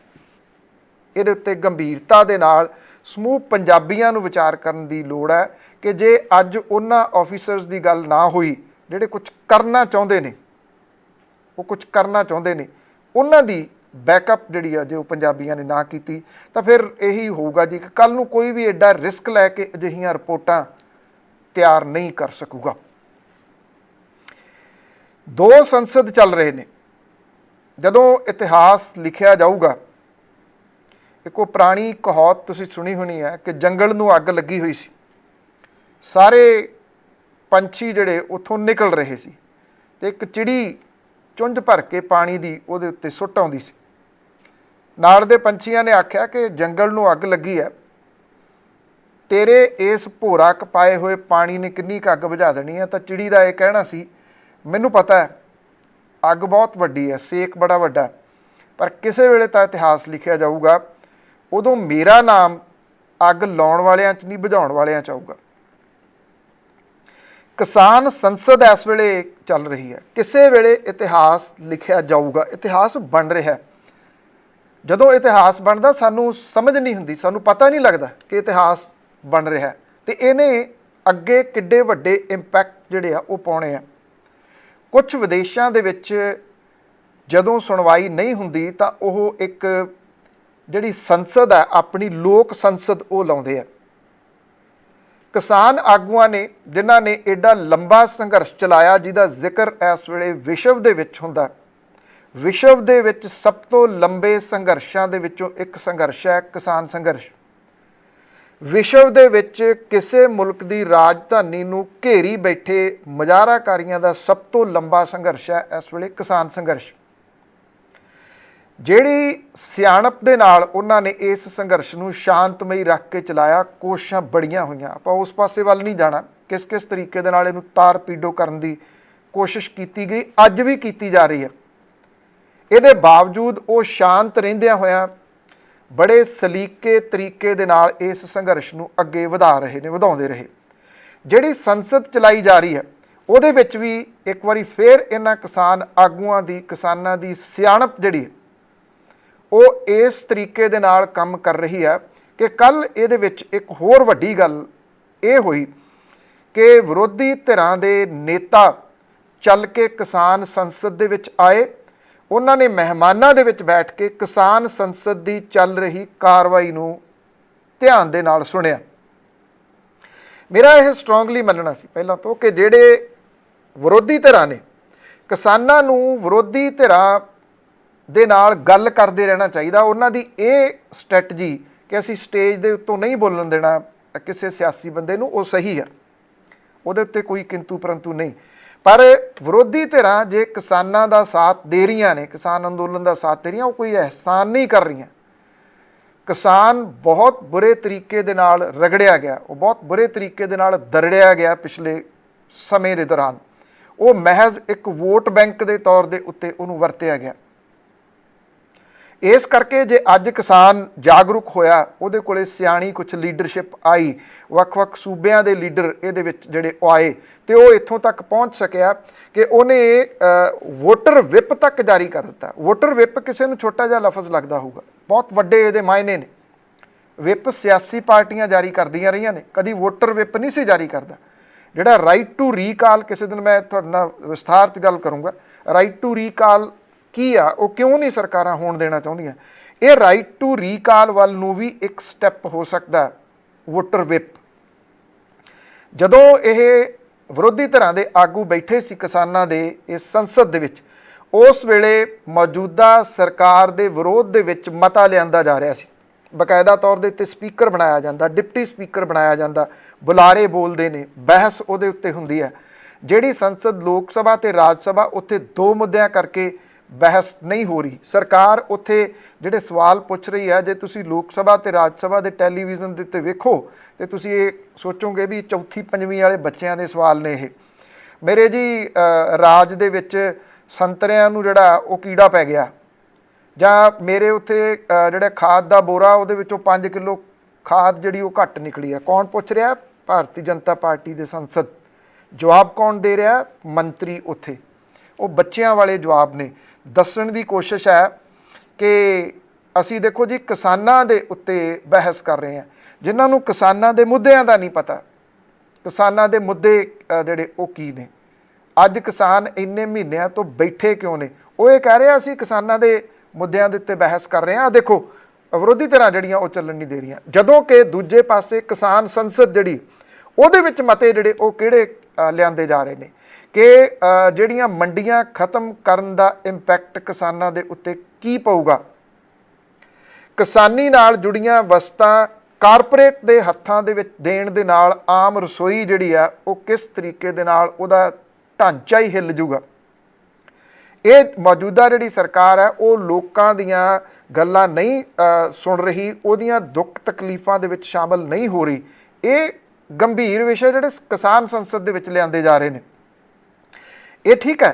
ਕਿਸਾਨ ਸੰਸਦ ਦੇ ਵਿੱਚ ਲਿਆਂਦੇ ਜਾ ਰਹੇ ਇਹ ਮੁੱਦੇ, ਵਿਚਾਰੇ ਜਾ ਰਹੇ ਇਹ ਮੁੱਦੇ, ਇਹਨਾਂ ਦੇ ਨਾਲ ਕਾਨੂੰਨ ਨਹੀਂ ਬਦਲ ਜਾਣੇ। ਪਰ ਕਿਸਾਨਾਂ ਨੇ, ਕਿਸਾਨ ਆਗੂਆਂ ਨੇ ਇੱਕ ਵੱਡੀ ਸਿਆਣਪ ਦਾ ਸਬੂਤ ਤਾਂ ਦਿੱਤਾ ਨਾ ਕਿ ਇਹ ਨਹੀਂ ਹੈ ਤੁਸੀਂ ਇਹ ਸੋਚਦੇ ਹੋ ਕੋਈ ਮਿੱਟੀ ਦੇ ਨਾਲ ਮਿੱਟੀ ਹੋਣ ਵਾਲਾ ਵਿਅਕਤੀ ਆ। ਉਹ ਪੜ੍ਹਿਆ ਲਿਖਿਆ ਵੀ ਆ, ਹੁਣ ਉਹ ਦੂਰ ਅੰਦੇਸ਼ੀ ਵੀ ਹੈ, ਉਹਨੂੰ ਇਹ ਚੀਜ਼ ਦਿਸਦੀ ਹੈ ਜੇ ਮੈਂ ਅੱਜ ਨਾ ਬੋਲਿਆ ਤੇ ਆਉਣ ਵਾਲੀਆਂ ਪੀੜ੍ਹੀਆਂ ਜਿਹੜੀਆਂ ਨੇ ਉਹਨਾਂ ਦੇ ਪੱਲੇ ਕੱਖ ਨਹੀਂ ਰਹਿਣਾ। ਕਿਸਾਨੀ ਜਿਹੜੀ ਆ ਉਹ ਢਹਿ ਢੇਰੀ ਹੋ ਕੇ ਡਿੱਗ ਪੈਣੀ ਆ। ਇਸ ਕਰਕੇ ਜਿਹੜੀ ਕਿਸਾਨ ਸੰਸਦ ਚੱਲ ਰਹੀ ਹੈ, ਪਤਾ ਨਹੀਂ ਉਹਦਾ ਕਿੰਨਾ ਟਰੈਕ ਰਿਕਾਰਡ ਜਿਹੜਾ ਰੱਖਿਆ ਜਾ ਰਿਹਾ। ਮੈਂ ਇਸ ਗੱਲੋਂ ਆਸਵੰਦ ਹੈ ਕਿ ਉਹਦਾ ਟਰੈਕ ਰਿਕਾਰਡ ਰੱਖਿਆ ਜਾ ਰਿਹਾ ਹੋਊਗਾ। ਇਹਦਾ ਜਿਵੇਂ ਇੱਕ ਕਿਤਾਬ ਪਿੱਛੇ ਜੇ ਆਈ ਸੀ ਕਿ ਜਿਹੜੇ ਖੇਤੀ ਕਾਨੂੰਨ ਨੇ ਕਾਲੇ ਕਿਉਂ, ਇਹਨੂੰ ਇੱਕ ਕਿਤਾਬਚੇ ਦਾ ਰੂਪ ਜਿਹੜਾ ਦੇਣਾ ਚਾਹੀਦਾ ਜਿਹੜੀ ਸੰਸਦ ਚੱਲ ਰਹੀ ਹੈ। ਜੇ ਇਹ ਗੱਲ ਕਿਸਾਨ ਆਗੂਆਂ ਤੱਕ ਪਹੁੰਚੇ, ਉਮੀਦ ਹੈ ਪਹੁੰਚ ਜੂਗੀ ਕਿ ਉਹ ਇਹਨੂੰ ਪੂਰੇ ਨੂੰ ਖਰੜੇ ਦਾ ਰੂਪ ਦੇ ਕੇ ਇਹਨੂੰ ਕਿਤਾਬਚੇ ਦੇ ਰੂਪ ਦੇ ਵਿੱਚ ਛਾਪਣ। ਵਿਰੋਧੀ ਧਿਰਾਂ ਦੇ ਆਗੂਆਂ ਦਾ ਉੱਥੇ ਜਾ ਕੇ ਬਹਿਣਾ ਇਹ ਇਸ ਪੱਖੋਂ ਵੀ ਬਹੁਤ ਅਹਿਮ ਹੈ ਕਿ ਜਿਹੜੇ ਮਸਲੇ ਕਿਸਾਨ ਸੰਸਦ ਦੇ ਵਿੱਚ ਉਠਾਏ ਜਾ ਰਹੇ ਆ ਉਹਨਾਂ ਦੀ ਬਹੁਤ ਵੱਡੀ ਅਹਿਮੀਅਤ ਹੈ। ਦੂਸਰਾ, ਵਿਰੋਧੀ ਧਿਰਾਂ ਦੇ ਆਗੂ ਇਹ ਗੱਲ ਸਮਝ ਗਏ ਆ ਜਿਹੜੇ ਪਹਿਲਾਂ ਅਜੇ ਹਿਚਕਚਾਹਟ ਦੇ ਵਿੱਚ ਸੀਗੇ ਕਿ ਪਤਾ ਨਹੀਂ ਕੀ ਹੋਣਾ, ਕਿੱਧਰ ਨੂੰ ਜਾਣਾ, ਇਹ ਕਿੰਨਾ ਕੁ ਚੱਲੂਗਾ, ਇਹ ਵਿਕ ਤਾਂ ਨਹੀਂ ਜਾਣਗੇ, ਇਹ ਟੁੱਟ ਤਾਂ ਨਹੀਂ ਜਾਣਗੇ। ਉਹ ਹੁਣ ਇੱਕ ਗੱਲ ਦੇ ਉੱਤੇ ਖੜੋ ਗਏ ਵੀ ਨਾ ਇਹ ਵਿਕਦੇ ਆ ਨਾ ਇਹ ਟੁੱਟਦੇ ਆ, ਇਹ ਤਾਂ ਡਟੇ ਬੈਠੇ ਆ। ਉਹ ਉਹਨਾਂ ਦੀ ਪਿੱਠ ਦੇ ਉੱਤੇ ਆ ਗਏ। ਤੀਸਰਾ, ਉਹਨਾਂ ਨੇ ਇਹ ਮਹਿਸੂਸ ਕਰ ਲਿਆ ਕਿ ਕਿਸਾਨ ਮੁੱਦਾ ਜਿਹੜੇ ਸਭ ਤੋਂ ਵੱਡੇ ਮੁੱਦੇ ਨੇ ਉਹ ਜਿਹੜਾ ਇੱਕ ਉੱਭਰੂਗਾ 2024 ਦੀਆਂ ਚੋਣਾਂ ਦੇ ਵਿੱਚ ਵੀ ਉੱਭਰੂਗਾ, 2022 ਦੀਆਂ ਚੋਣਾਂ ਦੇ ਵਿੱਚ ਵੀ ਇਹ ਮੁੱਦਾ ਜਿਹੜਾ ਉਹ ਉੱਭਰੂਗਾ। ਇਹਦਾ ਅਗਲਾ ਜਿਹੜਾ ਇੰਪੈਕਟ ਹੈ ਉਹ ਇਹ ਹੋਊਗਾ ਕਿ ਘੱਟੋ ਘੱਟ ਧਰਮ ਦੇ ਨਾਂ ਦੇ ਉੱਤੇ ਰਾਜਨੀਤੀ ਕਰਨੀ, ਦੰਗੇ ਜਿਹੜੇ ਉਹ ਹੋ ਜਾਣੇ ਜਾਂ ਕੁਝ ਹੋਰ ਹੀ ਨਵਾਂ ਕੱਢ ਕੇ ਉਹਦੇ ਉੱਤੇ ਰਾਜਨੀਤੀ ਕਰਕੇ ਵੋਟਾਂ ਜਿਹੜੀਆਂ ਉਹ ਲੈ ਲੈਣੀਆਂ, ਉਹਨਾਂ ਨੂੰ ਸਾਈਡ ਦੇ ਉੱਤੇ ਕਰਕੇ ਮੁੱਦਿਆਂ ਦੇ ਉੱਤੇ ਆਧਾਰਿਤ ਜਿਹੜੀ ਆ ਉਹ ਰਾਜਨੀਤੀ ਹੋ ਸਕਦੀ ਹੈ। ਇਹ ਵਿਰੋਧੀ ਧਿਰਾਂ ਮਹਿਸੂਸ ਕਰਨ ਲੱਗ ਗਈਆਂ ਕਿਤੇ ਨਾ ਕਿਤੇ। ਜਿਹੜੇ ਦੋ ਈਵੈਂਟ ਜਿਹੜੇ ਪਿਛਲੇ ਦਿਨਾਂ ਤੋਂ ਹੋਏ ਆ, ਪਹਿਲਾ ਜਦੋਂ ਵਿਰੋਧੀ ਧਿਰਾਂ ਇਕੱਠੀਆਂ ਹੋ ਕੇ ਸਾਈਕਲ ਚਲਾ ਕੇ ਗਈਆਂ ਨੇ ਪਾਰਲੀਮੈਂਟ ਨੂੰ, ਕਿਉਂਕਿ ਇਹ ਛੋਟੀਆਂ-ਛੋਟੀਆਂ ਗੱਲਾਂ ਹੁੰਦੀਆਂ ਨੇ ਜਿਨ੍ਹਾਂ ਦੇ ਇੰਪੈਕਟ ਬਾਅਦ ਦੇ ਵਿੱਚ ਤੁਹਾਨੂੰ ਪਤਾ ਲੱਗਦੇ ਆ। ਉਹਨਾਂ ਦਾ ਪਾਰਲੀਮੈਂਟ ਪਹੁੰਚਣਾ, ਉਹਦੇ ਵਿੱਚ ਪੈਗਾਸਸ ਜਸੂਸੀ ਕਾਂਡ ਤੇ ਖੇਤੀ ਕਾਨੂੰਨਾਂ ਦੇ ਮਾਮਲੇ ਉੱਠਣੇ, ਉਹਦੇ ਵਿੱਚ ਮਹਿੰਗਾਈ ਦਾ ਮੁੱਦਾ ਉੱਠਣਾ, ਤੇ ਹੁਣ ਚਾਹੇ ਉਹ ਮਲਕਰਜਨ ਖੜਗੇ ਨੇ, ਚਾਹੇ ਰਾਹੁਲ ਗਾਂਧੀ ਹੋਰੀ ਨੇ, ਅਧੀਰ ਰੰਜਨ ਚੌਧਰੀ ਨੇ, ਜਿਹੜੇ ਇਸ ਤਰ੍ਹਾਂ ਦੇ ਨੇ, ਉਹਨਾਂ ਸਾਰਿਆਂ ਦਾ ਕਿਸਾਨਾਂ ਦੀ ਸੰਸਦ ਦੇ ਵਿੱਚ ਜਾਣਾ, ਇਹ ਇਸ ਚੀਜ਼ ਨੂੰ ਇੱਕ ਕਿਸਮ ਦੇ ਨਾਲ ਉਹਦੀ ਪ੍ਰਮਾਣਿਕਤਾ ਦੇ ਉੱਤੇ ਮੋਹਰ ਲਾ ਗਿਆ ਕਿ ਯੈਸ, ਜਿਹੜਾ ਕਿਸਾਨਾਂ ਦਾ ਮੁੱਦਾ ਉਹ ਇੱਕ ਬਹੁਤ ਵੱਡਾ ਮੁੱਦਾ ਹੈ। ਕਿਸਾਨ ਆਗੂ ਜਿਹੜੇ ਨੇ ਉਹ ਹੁਣ ਤੱਕ ਜਿੱਥੇ ਇਸ ਸੰਘਰਸ਼ ਨੂੰ ਲੈ ਆਏ ਨੇ, ਇਹ ਉਹਨਾਂ ਦੀ ਸ਼ਾਬਾਸ਼ੀ ਹੈ। ਔਰ ਜਿੰਨੀ ਪੇਸ਼ੈਂਸ ਦੇ ਨਾਲ ਉਹ ਇਹਨੂੰ ਲੈ ਕੇ ਆਏ ਨੇ, ਜਿਸ ਸ਼ਾਂਤਮਈ ਤਰੀਕੇ ਦੇ ਨਾਲ ਉਹ ਲੈ ਕੇ ਆਏ ਨੇ, ਇਹਦੇ ਵਿੱਚ ਉਹਨਾਂ ਦੀ ਜਿਹੜੀ ਮੈਚੁਰਿਟੀ ਹੈ ਉਹ ਦਿਸਦੀ ਹੈ। ਅਜੇ ਵੀ ਮੈਂ ਸਮਝਦਾ ਕਿ ਕੁਝ ਜਿਹੜੇ ਆਗੂ ਨੇ ਜਿਹੜੀ ਉਹ ਕਰਦੇ ਰਹਿੰਦੇ ਨੇ ਕੋਸ਼ਿਸ਼ਾਂ ਕਿ ਇੱਧਰ ਨੂੰ ਚੱਲ ਜਾਈਏ, ਇੱਧਰ ਨੂੰ ਚੱਲ ਜਾਈਏ, ਉਹਨਾਂ ਦੇ ਵਾਸਤੇ, ਜਾਂ ਜਿਹੜੇ ਉਹ ਲੋਕ ਜਿਹੜੇ ਇਹ ਕੋਸ਼ਿਸ਼ ਕਰਦੇ ਆ ਕਿ ਇਹਨੂੰ ਤਾਰ ਪੀਡੋ ਜਿਹੜਾ ਉਹ ਕਿਵੇਂ ਕੀਤਾ ਜਾਵੇ ਇਸ ਸਭ ਕਾਸੇ ਨੂੰ। ਉਹ 26 ਜਨਵਰੀ ਦੇ ਮੌਕੇ ਦੇ ਉੱਤੇ ਵੀ ਆਪਾਂ ਦੇਖਿਆ ਕਿਸ ਕਿਸਮ ਦੀਆਂ ਹੋਈਆਂ। ਅੱਜ ਵੀ ਜਿਹੜਾ ਹੋ ਰਿਹਾ, ਚੋਣਾਂ ਲੜ ਲਓ, ਦੋ ਚੋਣਾਂ ਵਾਲੇ ਪਾਸੇ ਨੂੰ ਜਿਹੜਾ ਉਹ ਭੱਜਣ ਦੀ ਕੋਸ਼ਿਸ਼ ਕਰ ਰਹੇ ਨੇ। ਲੜ ਕੇ ਪਹਿਲਾਂ ਵੇਖੀਆਂ ਹੋਈਆਂ ਨੇ ਉਹਨਾਂ ਨੇ ਚੋਣਾਂ ਲੜੇ ਕਿਸਾਨ। ਮੈਂ ਸਮਝਦਾ ਜਿਸ ਤਰੀਕੇ ਦੇ ਨਾਲ ਕਿਸਾਨ ਆਗੂ ਸਟੈਪ ਬਾਈ ਸਟੈਪ ਕਿਸਾਨਾਂ ਨੂੰ ਮੈਚੁਰ ਕਰ ਰਹੇ ਆ, ਕਿਸਾਨ ਭਾਈਚਾਰੇ ਨੂੰ ਮੈਚੁਰ ਕਰ ਰਹੇ ਆ ਸਿਆਸਤ ਦੇ ਪੁਆਇੰਟ ਆਫ ਵਿਊ ਤੋਂ, ਇਹ ਭਾਰਤ ਦੀ ਸਿਆਸਤ ਦੇ ਵਿੱਚ ਬਹੁਤ ਸਾਰੇ ਕੁਝ ਨਵੀਆਂ ਚੀਜ਼ਾਂ ਲੈ ਕੇ ਆਊਗਾ। ਜਿੰਨੀ ਦੇਰ ਤੱਕ ਕੋਈ ਜ਼ਮੀਨ, ਕਿਉਂਕਿ ਕਿਸਾਨ ਜ਼ਮੀਨ ਸਾਰੇ ਉਹ ਨਾਲ ਜੁੜੀਆਂ ਹੋਈਆਂ ਚੀਜ਼ਾਂ ਨੇ, ਬੰਜਰ ਜ਼ਮੀਨ ਦੇ ਵਿੱਚ ਬੀਜ ਕੇ ਕੋਈ ਫਸਲ ਨਹੀਂ ਉੱਗਦੀ। ਉਹਦੇ ਵਾਸਤੇ ਜ਼ਮੀਨ ਨੂੰ ਰੌਣੀ ਵੀ ਕਰਨਾ ਪੈਂਦਾ, ਉਹਨੂੰ ਫਿਰ ਵਾਹੁਣਾ ਪੈਂਦਾ, ਫਿਰ ਸੁਹਾਗਣਾ ਪੈਂਦਾ, ਫਿਰ ਵਾਹੁਣੀ ਪੈਂਦੀ ਹੈ, ਦੋਰ ਲਾਉਣੀ ਪੈਂਦੀ ਹੈ, ਫਿਰ ਹੀ ਕੇਰਦੇ ਹੋ ਨਾ। ਬੰਜਰ ਦੇ ਵਿੱਚ ਥੋੜ੍ਹੀ ਨਾ ਕੇਰੀ ਜਾ ਸਕਦੀ ਹੈ। ਜਿਸ ਕਿਸਾਨ ਦੇ ਨਾਲ ਧੋਖੇ ਹੁੰਦੇ ਰਹੇ ਹੁਣ ਤੱਕ, ਉਹਨੂੰ ਦੱਸਿਆ ਕੁਝ ਜਾਂਦਾ ਰਿਹਾ, ਉਹਦਾ ਕਰ ਕੁਝ ਦਿੱਤਾ ਜਾਂਦਾ ਰਿਹਾ, ਵੋਟਾਂ ਲਈਆਂ ਤੇ ਟਿੱਬ ਗਏ, ਫਿਰ ਕਿਤੇ ਲੱਭੇ ਨਾ। ਉਹਦੇ ਵਾਸਤੇ ਜਿਹੜੀ ਸਿਆਸੀ ਜ਼ਮੀਨ ਹੈ ਉਹ ਬੰਜਰ ਹੈ ਇੱਕ ਕਿਸਮ ਦੀ ਪਿਛਲੇ ਸਮਿਆਂ ਤੋਂ, ਕਿਉਂਕਿ ਇਸ ਪਾਸੇ ਵੱਲ ਕਦੀ ਸੋਚਿਆ ਹੀ ਨਹੀਂ ਗਿਆ ਕਿ ਇਹ ਵੀ ਜਾਣਕਾਰੀ ਜਿਹੜੀ ਆ ਉਹ ਦੇਣੀ ਆ। ਉਹ ਤਾਂ ਵਿਚਾਰਾ ਮਿੱਟੀ ਨਾਲ ਮਿੱਟੀ ਹੋਇਆ ਰਿਹਾ, ਉਹਨੂੰ ਤਾਂ ਉਲਝਾ ਲਿਆ ਗਿਆ ਕਿ ਅਸੀਂ ਫੂਡ ਦੇ ਉੱਤੇ ਡਿਪੈਂਡ ਹੈ, ਉਗਾਓ, ਹਰਾ ਇਨਕਲਾਬ, ਚਿੱਟਾ ਇਨਕਲਾਬ, ਉਹਨੂੰ ਉਧਰ ਨਾਅਰਿਆਂ ਦੇ ਵਿੱਚ ਲਾਈ ਰੱਖਿਆ। ਉਹਨੂੰ ਉਹਦੇ ਪੁੱਤ ਧੀਆਂ ਨੂੰ ਇਹ ਪਤਾ ਨਹੀਂ ਲੱਗਣ ਦਿੱਤਾ ਕਿ ਜਿਹੜੀ ਸਿਆਸਤ ਹੈ ਉਸ ਪਾਸੇ ਵੱਲ ਵੀ ਉਹਨੇ ਸੋਚਣਾ। ਹੁਣ ਜਿਹੜੀ ਕਿਸਾਨ ਸੰਸਦ ਹੈ, ਮੈਂ ਤਾਂ ਕਹਿੰਦਾ ਇਹਦਾ ਇੰਪੈਕਟ ਬਹੁਤ ਵੱਡਾ ਪਊਗਾ। ਇਹ ਖਰੜੇ ਦੇ ਰੂਪ ਦੇ ਵਿੱਚ, ਇੱਕ ਕਿਤਾਬਚੇ ਦੇ ਰੂਪ ਦੇ ਵਿੱਚ ਜਿਹੜੀ ਉਹ ਪ੍ਰਿੰਟ ਹੋਣੀ ਚਾਹੀਦੀ ਹੈ, ਤਾਂ ਕਿ ਜਿਹੜੀਆਂ ਅਗਲੀਆਂ ਪੀੜ੍ਹੀਆਂ ਨੇ, ਕਿਸਾਨਾਂ ਦੇ ਧੀਆਂ ਪੁੱਤ ਹੈ, ਉਹ ਇਹਦੇ ਵਿੱਚ ਇੰਨੇ ਕੁ ਮੈਚੁਰ ਹੋ ਜਾਣ, ਉਹ ਸਮਝਣ ਕਿ ਅਸੀਂ ਸਿਰਫ ਘਰ ਦੀ ਵਾਗਡੋਰ ਨਹੀਂ ਜਿਹੜੀ ਉਹ ਸੰਭਾਲਣੀ, ਬਲਕਿ ਇਸ ਪਾਸੇ ਵੱਲ ਨੂੰ ਵੀ ਅੱਗੇ ਜਾਣਾ। ਪਰ ਉਦੋਂ ਪਹਿਲਾਂ ਇਸ ਵੇਲੇ ਜਿਹੜਾ ਸਭ ਤੋਂ ਜ਼ਰੂਰੀ ਆ, ਉਹਨਾਂ ਦਾ ਜਿਹੜਾ ਧਿਆਨ ਹੈ ਉਹ ਕੇਂਦਰਿਤ ਰਹਿਣਾ ਚਾਹੀਦਾ, ਅਰਜੁਨ ਦੀ ਮੱਛੀ ਵਾਂਗੂ ਉਹਦੀ ਅੱਖ ਦੇ ਉੱਤੇ। ਇੱਕ ਛੋਟੀ ਜਿਹੀ ਬ੍ਰੇਕ, ਉਸ ਤੋਂ ਬਾਅਦ ਫਿਰ ਵਾਪਸ ਪਰਤਦੇ ਹਾਂ ਅਤੇ ਗੱਲਬਾਤ ਕਰਦੇ ਹਾਂ ਉਸ ਭਾਣਜੇ ਦੀ ਜਿਹੜਾ ਇਸ ਵੇਲੇ ਚਰਚਿਤ ਹੈ ਅਤੇ ਉਹ ਗੋਦਾਮ ਕਿਵੇਂ ਖਾਲੀ ਕਰ ਗਿਆ। ਵਾਪਸ ਪਰਤ ਰਹੇ। ਹੈਲੋ, ਗਲੋਬਲ ਪੰਜਾਬ ਤੁਸੀਂ ਇਸ ਵੇਲੇ ਦੇਖ ਰਹੇ ਹੋ। ਬ੍ਰੇਕ ਤੋਂ ਬਾਅਦ ਇੱਕ ਵਾਰੀ ਫੇਰ ਤੁਹਾਡਾ ਸਵਾਗਤ ਹੈ ਇਸ ਪ੍ਰੋਗਰਾਮ ਦੇ ਵਿੱਚ। ਗੱਲਬਾਤ ਜਿਹੜੀ ਉਹ ਕਰਾਂਗੇ ਕਿ ਇੱਕ ਕਹਾਣੀ ਬੜੀ ਦੇਰ ਪਹਿਲਾਂ ਚੁਟਕਲੇ ਦੇ ਰੂਪ ਦੇ ਵਿੱਚ ਹੁੰਦੀ ਸੀਗੀ। ਕਹਿੰਦੇ ਕਿਸੇ ਪ੍ਰਵਾਸੀ ਨੇ ਇੱਥੇ ਪਲਾਟ ਲੈ ਲਿਆ ਕਿ ਰਿਟਾਇਰ ਹੋਵਾਂਗੇ ਵੱਡੇ ਸ਼ਹਿਰ 'ਚ ਅਤੇ ਫਿਰ ਉੱਥੇ ਇੱਕ ਆਲੀਸ਼ਾਨ ਕੋਠੀ ਬਣਾਵਾਂਗੇ। ਉਹ ਜਦੋਂ ਕੁਛ ਵਰ੍ਹਿਆਂ ਬਾਅਦ ਵਾਪਸ ਆਇਆ, ਗਿਣਤੀਆਂ ਮਿਣਤੀਆਂ ਜਿਹੀਆਂ ਲਾਈਆਂ ਵੀ ਇੱਥੇ ਇੱਕ ਸੀਗਾ ਪਲਾਟ, ਅਤੇ ਉਹਨੇ ਵੇਖਿਆ ਉੱਥੇ ਪਲਾਟ ਹੈ ਹੀ ਨਹੀਂ ਖਾਲੀ, ਉੱਥੇ ਤਾਂ ਕੋਠੀ ਛੱਤੀ ਹੋਈ ਆ ਪਹਿਲਾਂ ਹੀ। ਉਹਨੇ ਕੋਠੀ 'ਚ ਬੈਠੇ ਜਿਹੜਾ ਬੰਦਾ ਸੀ ਉਹ ਬੈਲ ਮਾਰ ਕੇ ਉਹਨੂੰ ਬਾਹਰ ਸੱਦਿਆ। ਉਹਨੂੰ ਪੁੱਛਿਆ ਵੀ ਮੇਰਾ ਭਾਈ ਸਾਹਿਬ ਇੱਥੇ ਪਲਾਟ ਸੀ, ਆ ਮੇਰੇ ਕੋਲ ਪੇਪਰ ਨੇ, ਉਹ ਕਿੱਥੇ ਗਿਆ? ਅਤੇ ਉਹਨਾਂ ਦਾ ਜਵਾਬ ਬੜਾ ਸ਼ਾਨਦਾਰ ਸੀ। ਕਹਿੰਦੇ ਭਾਈ ਸਾਹਿਬ ਆਲੇ ਦੁਆਲੇ ਵੇਖੋ, ਕਿਸੇ ਕੋਠੀ ਥੱਲੇ ਆ ਗਿਆ ਹੋਣਾ, ਕਿਉਂਕਿ ਕੋਠੀ ਥੱਲੇ ਪਲਾਟ ਜਿਹੜੇ ਉਹ ਆ ਜਾਂਦੇ ਆ। ਪਲਾਟ ਤਾਂ ਨਹੀਂ ਕੋਠੀ ਥੱਲੇ ਆਇਆ, ਕੰਮ ਵੱਧ ਗਿਆ, ਗੋਦਾਮ ਹੀ ਜਿਹੜੇ ਆ ਉਹ ਗਾਇਬ ਹੋ ਗਏ। ਜੰਡਿਆਲਾ ਗੁਰੂ GT ਰੋਡ ਦੇ ਉੱਤੇ ਪੈਂਦਾ। ਜਦੋਂ ਆਪਾਂ ਅੰਮ੍ਰਿਤਸਰ ਐਂਟਰ ਕਰਦੇ ਹਾਂ ਉਦੋਂ ਐਨ ਪਹਿਲਾਂ ਜੰਡਿਆਲਾ ਗੁਰੂ ਪਿਛਲੇ ਦਿਨਾਂ ਦੇ ਦੌਰਾਨ ਉਦੋਂ ਵੀ ਚਰਚਾ ਦੇ ਵਿੱਚ ਆਇਆ ਸੀ, ਸਾਲ ਪਹਿਲਾਂ ਭਰ ਗਰਮੀ ਦੇ ਵਿੱਚ, ਕਰਫਿਊ ਦੇ ਵਿੱਚ।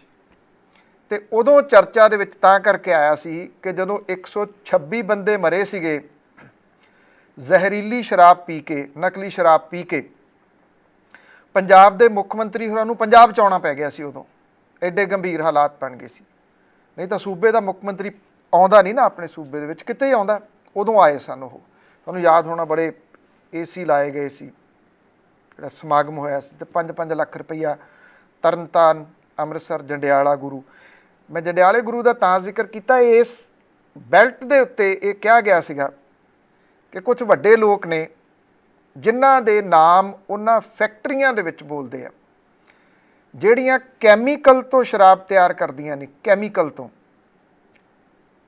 ਔਰ ਇੰਨੀ ਜ਼ਹਿਰੀਲੀ ਉਹ ਸ਼ਰਾਬ ਹੈ ਕਿ ਕਿਤੇ ਜਾ ਕੇ ਜਿਨ੍ਹਾਂ ਹੌਸਪੀਟਲਾਂ ਦੇ ਵਿੱਚ ਲਿਵਰ ਦੇ ਇਲਾਜ ਹੁੰਦੇ ਆ, ਉੱਥੇ ਜਾ ਕੇ ਦੇਖੋ ਲੋਕ ਤੜਫਦੇ। ਉਹ ਫੈਕਟਰੀਆਂ ਲਗਾਤਾਰ ਫੜੀਆਂ ਜਾ ਰਹੀਆਂ ਨੇ। ਪਟਿਆਲੇ ਦੇ ਵਿੱਚ ਹੁਣ ਤੱਕ 3 ਫੜੀਆਂ ਜਾ ਚੁੱਕੀਆਂ ਨੇ।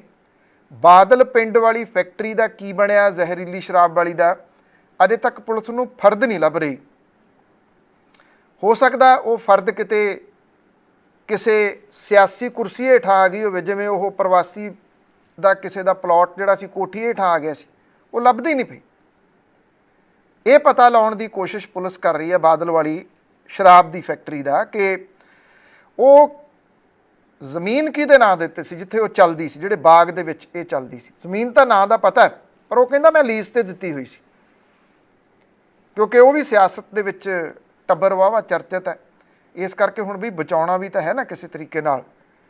ਇਹ ਬੇਸ਼ੱਕ ਸ਼ਰਾਬ ਦੇ ਨਾਲ ਜੁੜਿਆ ਹੋਇਆ ਕੁਝ ਮਾਮਲਿਆਂ ਦੇ ਵਿੱਚ ਹੈਗਾ ਕਿਤੇ ਨਾ ਕਿਤੇ, ਇਹ ਲਿੰਕ ਤੁਸੀਂ ਲੱਭ ਲੈਣਾ। ਜੰਡਿਆਲਾ ਗੁਰੂ ਦੇ ਵਿੱਚ ਕੀ ਹੋਇਆ, ਉੱਥੇ ਜਿਹੜੇ ਗੋਦਾਮਸ ਨੇ ਉਹਨਾਂ ਦੇ ਵਿੱਚ ਪਈ ਕਣਕ ਉਹ ਹੌਲੀ ਹੌਲੀ ਗਾਇਬ ਕਰਦਿਆਂ ਕਰਦਿਆਂ ਗੋਦਾਮ ਖਾਲੀ ਹੋ ਗਏ।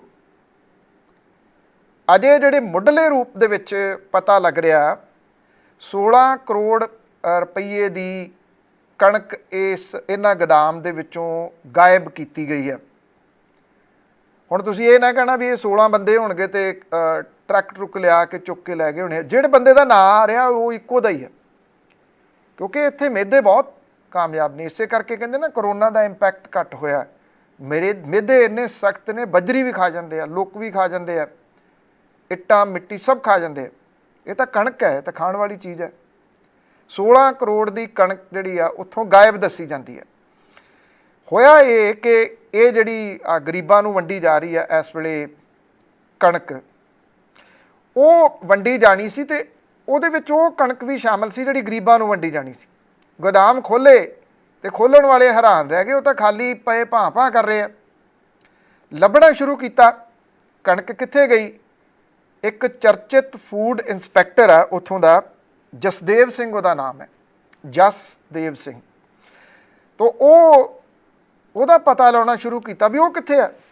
ਉਹ ਕਹਿੰਦੇ ਜੀ ਉਹ ਤਾਂ ਜਿਹੜਾ ਗਿਆ ਹੋਇਆ ਵਿਦੇਸ਼ ਦੇ ਵਿੱਚ ਕਿਤੇ, ਉਹਨੂੰ ਲੱਭਿਆ ਗਿਆ, ਉਹਦੇ ਨਾਲ ਸੰਪਰਕ ਕੀਤਾ ਗਿਆ, ਉਹਦੀ ਈਮੇਲ ਵਾਪਸ ਆਈ ਕਹਿੰਦੀ ਮੈਂ ਵਿਦੇਸ਼ ਦੇ ਵਿੱਚ ਗਿਆ ਹੋਇਆ, ਮੈਂ ਆਪਣੇ ਆਪ ਨੂੰ ਉੱਥੇ ਵਿਦੇਸ਼ ਦੇ ਵਿੱਚ ਇਕਾਂਤਵਾਸ ਕੀਤਾ ਹੋਇਆ ਤੇ ਉੱਥੋਂ ਵਾਪਸ ਆ ਕੇ ਮੈਂ ਤੁਹਾਨੂੰ ਇਹਦਾ ਹਿਸਾਬ ਕਿਤਾਬ ਦੇ ਦੂੰਗਾ, ਜਿੰਨੀ ਦੇਰ ਮੈਂ ਆਉਂਦਾ ਨਹੀਂ ਜਿੰਦਰੇ ਖੋਲ ਕੇ ਚੈੱਕ ਨਾ ਕਰਿਓ। ਉਹ ਇਹ ਗੱਲ ਵਾਰਨਿੰਗ ਸ਼ਾਇਦ ਦੇ ਰਿਹਾ ਵੀ ਬਾਕੀ ਅਜੇ ਚੈੱਕ ਨਾ ਕਰ ਲਿਓ, ਹੋ ਸਕਦਾ ਬਾਕੀਆਂ ਦੇ ਵਿੱਚ ਵੀ ਕੱਖ ਨਾ ਹੋਵੇ। ਤੇ ਉਹ ਜੇ ਉਹ ਆ ਜਾਂਦਾ ਤੇ ਫਿਰ ਕੋਈ ਨਾ ਕੋਈ ਜੁਗਾੜ ਤਾਂ ਲਾਊਗਾ ਨਾ। ਜਸਪਾਲ ਭੱਟੀ ਹੋਰੀ ਬੜੇ ਕਮਾਲ ਦੇ ਕਾਮੇਡੀਅਨ ਸਨ, ਸਟਾਇਰ ਬੜਾ ਕਮਾਲ ਦਾ ਉਹਨਾਂ ਦਾ ਹੁੰਦਾ ਸੀ। ਇੱਕ ਉਹਨਾਂ ਦੀ ਫਿਲਮ ਸੀਗੀ, ਮੈਨੂੰ ਇੱਕਦਮ ਚੇਤੇ ਆ ਗਈ, ਮਾਹੌਲ ਠੀਕ ਹੈ। ਉਹਦੇ ਵਿੱਚ ਉਹ ਦੂਜੇ ਪੁਲਿਸ ਵਾਲੇ ਨੂੰ ਪੰਜਾਬ ਦੇ ਮਾਹੌਲ ਦੇ ਉੱਤੇ ਬਣੀ ਸੀ ਵੀ ਕੋਈ ਲਾਸ਼ ਨਹੀਂ ਪਈ ਵਾਧੂ, ਇੱਕ ਲਾਸ਼ ਦੀ ਲੋੜ ਹੈ। ਤਾਂ ਉਹ ਇੰਸਪੈਕਟਰ ਸਾਹਿਬ ਆ ਕੇ ਇਹ ਵੀ ਕਹਿ ਸਕਦੇ ਸੀ ਵੀ ਕੋਈ ਕਣਕ ਨਹੀਂ ਪਈ ਖਰਾਬ ਕਰੂ ਵਾਧੂ, ਤੇ ਮੈਂ ਗੋਦਾਮ ਦੇ ਵਿੱਚ ਜਿਹੜੀ ਉਹ ਰਖਾ ਕੇ ਤੇ ਕਾਗਜ਼ਾਂ ਦਾ ਢਿੱਡ ਜਿਹੜਾ ਉਹ ਭਰ ਦੂੰਗਾ ਵੀ ਆਹ ਜਿਹੜੀ ਕਣਕ ਆ ਗਈ। ਜਸਦੇਵ ਸਿੰਘ ਇਕਾਂਤਵਾਸ ਤੇ ਹੈ ਔਰ ਇਹ 16 ਕਰੋੜ ਦੀ ਕਣਕ ਜਿਹੜੀ ਆ ਉਹ ਗਾਇਬ ਹੈ। 16 ਕਰੋੜ ਦੀ ਅਜੇ ਮੁੱਢਲੇ ਰੂਪ ਦੇ ਵਿੱਚ ਆ ਰਹੀ ਹੈ, ਪਤਾ ਨਹੀਂ ਅੱਗੇ ਕਿੱਥੋਂ ਤੱਕ ਜਾਣੀ ਹੈ। ਜਿਹੜੀ ਉਹ ਕਹਿੰਦਾ ਨਾ ਗੋਦਾਮ ਨਾ ਖੋਲਿਓ ਮੇਰੇ ਆਉਣ ਤੋਂ ਪਹਿਲਾਂ, ਹੋ ਸਕਦਾ ਬਾਕੀ ਜਗ੍ਹਾ ਦੇ ਉੱਤੇ ਵੀ ਇਹੋ ਕੁਛ ਜਿਹੜਾ ਉਹ ਕਰੀ ਬੈਠਾ। ਜਸਦੇਵ ਸਿੰਘ ਕੌਣ ਹੈ, ਇਹ ਵੱਡਾ ਜਿਹੜਾ ਉਹ ਇੱਕ ਸਵਾਲ ਹੈ। ਜਸਦੇਵ ਸਿੰਘ ਭਾਣਜਾ ਹੈ। ਇੱਕ ਮੈਂ ਕੱਲ੍ਹ ਹੀ ਪੜ੍ਹ ਰਿਹਾ ਸੀ ਵੀ ਕੋਈ ਨਹਾਉਣ ਗਿਆ ਸੀ ਤੀਰਥ, ਤੇ ਉੱਥੇ ਜਦੋਂ ਵੇਖਿਆ ਇੱਕ ਬੰਦੇ ਨੇ ਵੀ ਨਵਾਂ ਜਿਹਾ ਆਇਆ ਤੇ ਉਹ ਕਹਿੰਦਾ ਵੀ ਮਾਮਾ ਜੀ ਸਤਿ ਸ੍ਰੀ ਅਕਾਲ। ਉਹਨੇ ਬੁਲਾ ਕੇ ਉਹ ਕਹਿੰਦਾ ਵੀ ਮੈਂ ਤਾਂ ਕਿਸੇ ਦਾ ਮਾਮਾ ਹੈ ਨਹੀਂ। ਕਹਿੰਦਾ ਤੁਹਾਨੂੰ ਤੁਸੀਂ ਮੈਨੂੰ ਦੇਖਿਆ ਨਹੀਂ, ਮੈਂ ਛੋਟੇ ਹੁੰਦਿਆਂ ਤੋਂ ਤੁਹਾਡੇ ਨਾਲ ਹੀ ਹਾਂ। ਉਹ ਉਹਦੇ ਨਾਲ ਨਾਲ ਰਿਹਾ ਤੇ ਜਦੋਂ ਉਹ ਨਹਾਉਣ ਲੱਗਿਆ ਕੱਪੜੇ ਲਾ ਕੇ, ਉਹ ਕੱਪੜੇ ਲੈ ਕੇ ਨਿਕਲ ਗਿਆ। ਉਹ ਪੁੱਛਦਾ ਫਿਰੇ ਵੀ ਮੇਰਾ ਭਾਣਜਾ ਕਿੱਥੇ ਆ। ਲੋਕ ਪੁੱਛਣ ਭਾਣਜਾ ਕੌਣ, ਉਹ ਕਹਿੰਦਾ ਜਿਹਦਾ ਮੈਂ ਮਾਮਾ ਲੱਗਦਾ। ਕਹਿੰਦਾ ਤੂੰ ਕਿਹਦਾ ਮਾਮਾ? ਕਹਿੰਦਾ ਜਿਹੜਾ ਮੇਰਾ ਭਾਣਜਾ ਸੀ। ਹੁਣ ਸਵਾਲ ਇੱਥੇ ਜਿਹੜਾ ਉਹ ਅਟਕਿਆ ਹੋਇਆ ਵੀ ਇਹ ਭਾਣਜਾ ਕਿਹਦਾ ਤੇ ਮਾਮਾ ਕੌਣ ਹੈ। ਭਾਣਜਾ ਜਸਦੇਵ ਸਿੰਘ ਹੈ, ਫੂਡ ਦੇ ਵਿੱਚ ਇੰਸਪੈਕਟਰ ਹੈ, ਜੰਡਿਆਲਾ ਗੁਰੂ ਦੇ ਰਹਿਣ ਵਾਲੇ ਹੋ ਤੁਸੀਂ ਤੇ ਨੇੜੇ ਤੇੜੇ ਤੋਂ ਪੁੱਛ ਲੈਣਾ। ਧੁੰਮਾਂ ਉਹਦੀਆਂ ਪਈਆਂ ਹੋਈਆਂ ਨੇ ਵੀ ਇਕਾਂਤਵਾਸ ਕਿਵੇਂ ਜਾਈਦਾ। ਤੇ ਉਹ ਭਾਣਜਾ ਹੈ ਮਦਨ ਲਾਲ ਜਲਾਲਪੁਰ ਹੋਰਾਂ ਦਾ, ਜਿਹੜੇ ਕਿ ਘਨੌਰ ਤੋਂ ਕਾਂਗਰਸ ਦੇ MLA ਨੇ, ਚਰਚਿਤ ਰਹੇ ਨੇ। ਕਿਉਂ ਚਰਚਿਤ ਰਹੇ ਨੇ ਸਭ ਨੂੰ ਪਤਾ, ਚਰਚਿਤ ਅੱਜ ਵੀ ਨੇ। ਪ੍ਰਧਾਨ ਜੀ ਹੁਣੇ ਉਹਨਾਂ ਕੋਲੇ ਆ ਕੇ ਗਏ ਨੇ, ਕਹਿ ਕੇ ਗਏ ਨੇ ਇਹਨਾਂ ਦੀ ਚੋਣ ਮੇਰੀ ਚੋਣ ਹੈ, ਇਹਨਾਂ ਨੂੰ ਚੋਣ ਲੜਨ ਦੀ ਲੋੜ ਨਹੀਂ। ਕਹਿੰਦੇ ਮੈਂ ਆਊਂਗਾ ਬਾਰ-ਬਾਰ ਇਹਨਾਂ ਨੂੰ ਚੋਣ ਜਿਹੜੀ ਉਹ ਜਿਤਾਉਣ ਦੇ ਵਾਸਤੇ। ਉਹ ਕਹਿੰਦੇ ਭਾਣਜਾ ਤਾਂ ਮੇਰਾ ਹੈ, ਸਕਾ ਭਾਣਜਾ, ਪਰ ਕਹਿੰਦੇ ਮਾਨਸਿਕ ਰੂਪ ਦੇ ਵਿੱਚ ਉਹ ਠੀਕ ਨਹੀਂ ਰਹਿੰਦਾ। ਇਸ ਕਰਕੇ ਹੋ ਸਕਦਾ ਉਹ ਭੁੱਲ ਭੁਲਾ ਨਾ ਗਿਆ ਹੋਵੇ ਵੀ ਕਣਕ ਕਿੱਥੇ ਰੱਖ ਲਈ 16 ਕਰੋੜ ਦੀ। ਤੋ ਮਾਨਸਿਕ ਰੂਪ ਦੇ ਵਿੱਚ ਠੀਕ ਨਹੀਂ ਰਹਿੰਦਾ। ਉਹ ਫੂਡ ਇੰਸਪੈਕਟਰ ਹੈ, ਮਾਨਸਿਕ ਰੂਪ ਦੇ ਵਿੱਚ ਠੀਕ ਨਹੀਂ ਗਾ, ਵਿਦੇਸ਼ ਚਲੇ ਗਿਆ। ਮਾਨਸਿਕ ਰੂਪ 'ਚ ਠੀਕ ਨਹੀਂ ਗਾ, ਇਕਾਂਤਵਾਸ ਦੇ ਉੱਤੇ ਚਲੇ ਗਿਆ। ਮੇਰੇ ਕੁਝ ਮਿੰਟ ਅਜੇ ਰਹਿੰਦੇ ਆ ਸ਼ੋਅ ਦੇ। ਇਕਾਂਤਵਾਸ ਤਾਂ ਫਿਰ ਕੈਮਰੇ ਤੋਂ ਜਿਹੜਾ ਉਹ ਮੈਂ ਵੀ ਜਾਣਾ, ਪਰ ਕਿਸੇ ਵਿਦੇਸ਼ ਦੇ ਵਿੱਚ ਜਾ ਕੇ ਨਹੀਂ, ਇੱਥੇ ਹੀ ਜਿਹੜਾ। ਕਿਉਂਕਿ ਅਕਸਰ ਸਵਾਲ ਤਾਂ ਇਹੀ ਹੈ ਕਿ ਜਿਹੜੇ ਮਾਨਸਿਕ ਰੂਪ 'ਚ ਠੀਕ ਨਹੀਂ ਗਏ, ਢਾਂਚੇ ਨੂੰ ਉਹ ਚਲਾ ਰਹੇ ਆ। ਉਹ ਗਰੀਬਾਂ ਦੀ ਕਣਕ 16 ਕਰੋੜ ਦੀ ਕਿੰਨੇ ਘਰਾਂ ਦੀ ਰੋਟੀ ਜਿਹੜੀ ਉਹ ਹੋ ਸਕਦੀ ਸੀ, ਉਹਨੂੰ ਇੱਕ ਬੰਦਾ ਖਾ ਗਿਆ, ਇੱਕ ਬੰਦਾ ਹੜੱਪ ਗਿਆ ਇੱਕ ਕਿਸਮ ਦੇ ਨਾਲ। ਇਹ ਜਾਂਚ ਦਾ ਵੀ ਹਸ਼ਰ ਜਿਹੜਾ ਜਦੋਂ ਵੀ ਹੋਊਗੀ, ਇਹ ਤਾਂ ਅਜੇ ਸਟਾਰਟ ਹੋਇਆ ਕੰਮ, ਇਹ ਤਾਂ ਬਹੁਤ ਕੁਛ ਇਹਦੇ ਵਿੱਚੋਂ ਨਿਕਲੂਗਾ। ਜੇ ਕੱਢਣਾ ਹੋਇਆ ਤਾਂ, ਕੱਢਣਾ ਹੈ ਨਹੀਂ, ਕਿਉਂਕਿ ਹੁਣ ਧੜੇਬੰਦੀਆਂ ਨੇ, ਇੱਕ ਇੱਕ ਬੰਦੇ ਦੀ ਲੋੜ ਹੈ। ਕਿੰਨੇ ਕੁ ਨਾਰਾਜ਼ ਕਰੋਗੇ ਤੁਸੀਂ? ਕਿੰਨੇ ਕੁ ਜਸਦੇਵ ਸਿੰਘ ਨੇ ਜਿਨ੍ਹਾਂ ਨੂੰ ਫੜ ਫੜ ਕੇ ਤੁਸੀਂ ਬਾਕੀਆਂ ਨੂੰ, ਉਹਨਾਂ ਦੇ ਨਾਲਦਿਆਂ ਨੂੰ ਜਿਹੜਾ ਉਹ ਨਾਰਾਜ਼ ਕਰ ਲਓਗੇ? ਇਹ ਤਾਂ ਹੋ ਨਹੀਂ ਸਕਣਾ।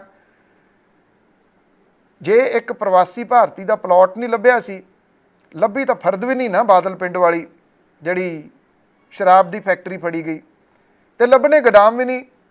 ਗੋਦਾਮ ਵੀ ਕਿਤੇ ਦੱਬ ਜਾਣੇ ਆ ਥੱਲੇ, ਉੱਥੇ ਲਿਆ ਕੇ ਖੋਰੇ ਕਿਹੜੀਆਂ ਬੋਰੀਆਂ ਜਿਹੜੀਆਂ ਰਾਤੋਂ ਰਾਤ ਰੱਖ ਦੇਣੀਆਂ ਨੇ, ਤੇ ਗਿਣਤੀ ਕਰਾਉਣੀ ਆ ਨਾ ਭਾਈ। 33,000 ਕਰੋੜ ਰੁਪਈਏ ਦਾ ਕਣਕ ਘੁਟਾਲਾ ਕੀ ਸੀ ਜਿਹੜਾ ਪਿਛਲੀ ਸਰਕਾਰ ਦੇ ਮੌਕੇ ਆਇਆ ਸੀ, ਜਿਹੜਾ ਤੁਹਾਡੇ ਸਿਰ ਦੇ ਉੱਤੇ ਪਾਇਆ ਗਿਆ। ਤੁਹਾਡੇ ਸਿਰ ਦੇ ਉੱਤੇ ਪਾਇਆ ਇਹ ਗਿਆ ਕਿ ਇਹਨੂੰ ਕਰਜ਼ੇ 'ਚ ਐਡਜਸਟ ਕਰ ਦਿਓ। ਕਰਜ਼ੇ 'ਚ ਐਡਜਸਟ ਕਰਤਾ। ਸਕੂਟਰਾਂ ਦੀਆਂ ਲਾਇਸੈਂਸ ਪਲੇਟਾਂ ਲਾ ਲਾ ਕੇ ਇਹ ਕਿਹਾ ਗਿਆ ਸੀ ਵੀ ਇਹ ਟਰੱਕ ਸੀਗੇ ਜਿਹੜੀ ਅਸੀਂ ਕਣਕ ਖਰੀਦੀ ਕੇਂਦਰ ਦੀ ਸਰਕਾਰ ਦੇ ਵਾਸਤੇ। ਇਹ ਘਪਲਾ ਸੀ ਉਹ, ਔਰ ਘਪਲੇ ਦੇ ਵਿੱਚ ਵੱਡਾ ਨਾਮ ਸ਼ਾਮਲ ਸੀ। ਵੱਡੇ ਪਰਿਵਾਰ ਦੇ ਨੇੜਲੇ ਉਹ ਰਿਸ਼ਤੇਦਾਰ ਸਨ, ਫੂਡ ਮੰਤਰਾਲਾ ਉਹਨਾਂ ਦੇ ਕੋਲੇ ਸੀ, ਤਾਂ ਕਰਕੇ ਇਹਦਾ ਜਿਹੜਾ ਉਹ ਘਪਲਾ ਹੋ ਗਿਆ। ਇਕਾਂਤਵਾਸ ਦੇ ਵਿੱਚ ਤਾਂ ਉਹ ਵੀ ਨੇ ਵੈਸੇ, ਜਦੋਂ ਤੋਂ ਜਿਹੜੀ ਇਲੈਕਸ਼ਨ ਹੋ ਕੇ ਹਟੀ ਹੈ। ਜਦੋਂ ਤੋਂ ਪਿਛਲੀ ਇਲੈਕਸ਼ਨ ਜਿਹੜੀ ਆ ਵਿਧਾਨ ਸਭਾ ਦੀ ਹੋਈ। ਅੱਜ ਕੱਲ੍ਹ ਉਹਨਾਂ ਦੀਆਂ ਸਰਗਰਮੀਆਂ ਨਜ਼ਰ ਆਉਂਦੀਆਂ ਨੇ, ਪੋਸਟਾਂ ਵਗੈਰਾ ਤੁਸੀਂ ਦੇਖੀਆਂ ਹੋਣਗੀਆਂ ਕਿ ਫਲਾਂ ਪਾਰਟੀ ਦੇ ਵਿੱਚ ਮੈਂ ਹੁਣ ਚਲੇ ਜਾਣਾ, ਉੱਥੇ ਮੈਂ CM ਦਾ ਫੇਸ ਜਿਹੜਾ ਉਹ ਹੋ ਸਕਦਾ ਉਹੀ ਨੇ, ਉੱਦਾਂ ਹੀ ਚੱਲਦਾ ਸੀ।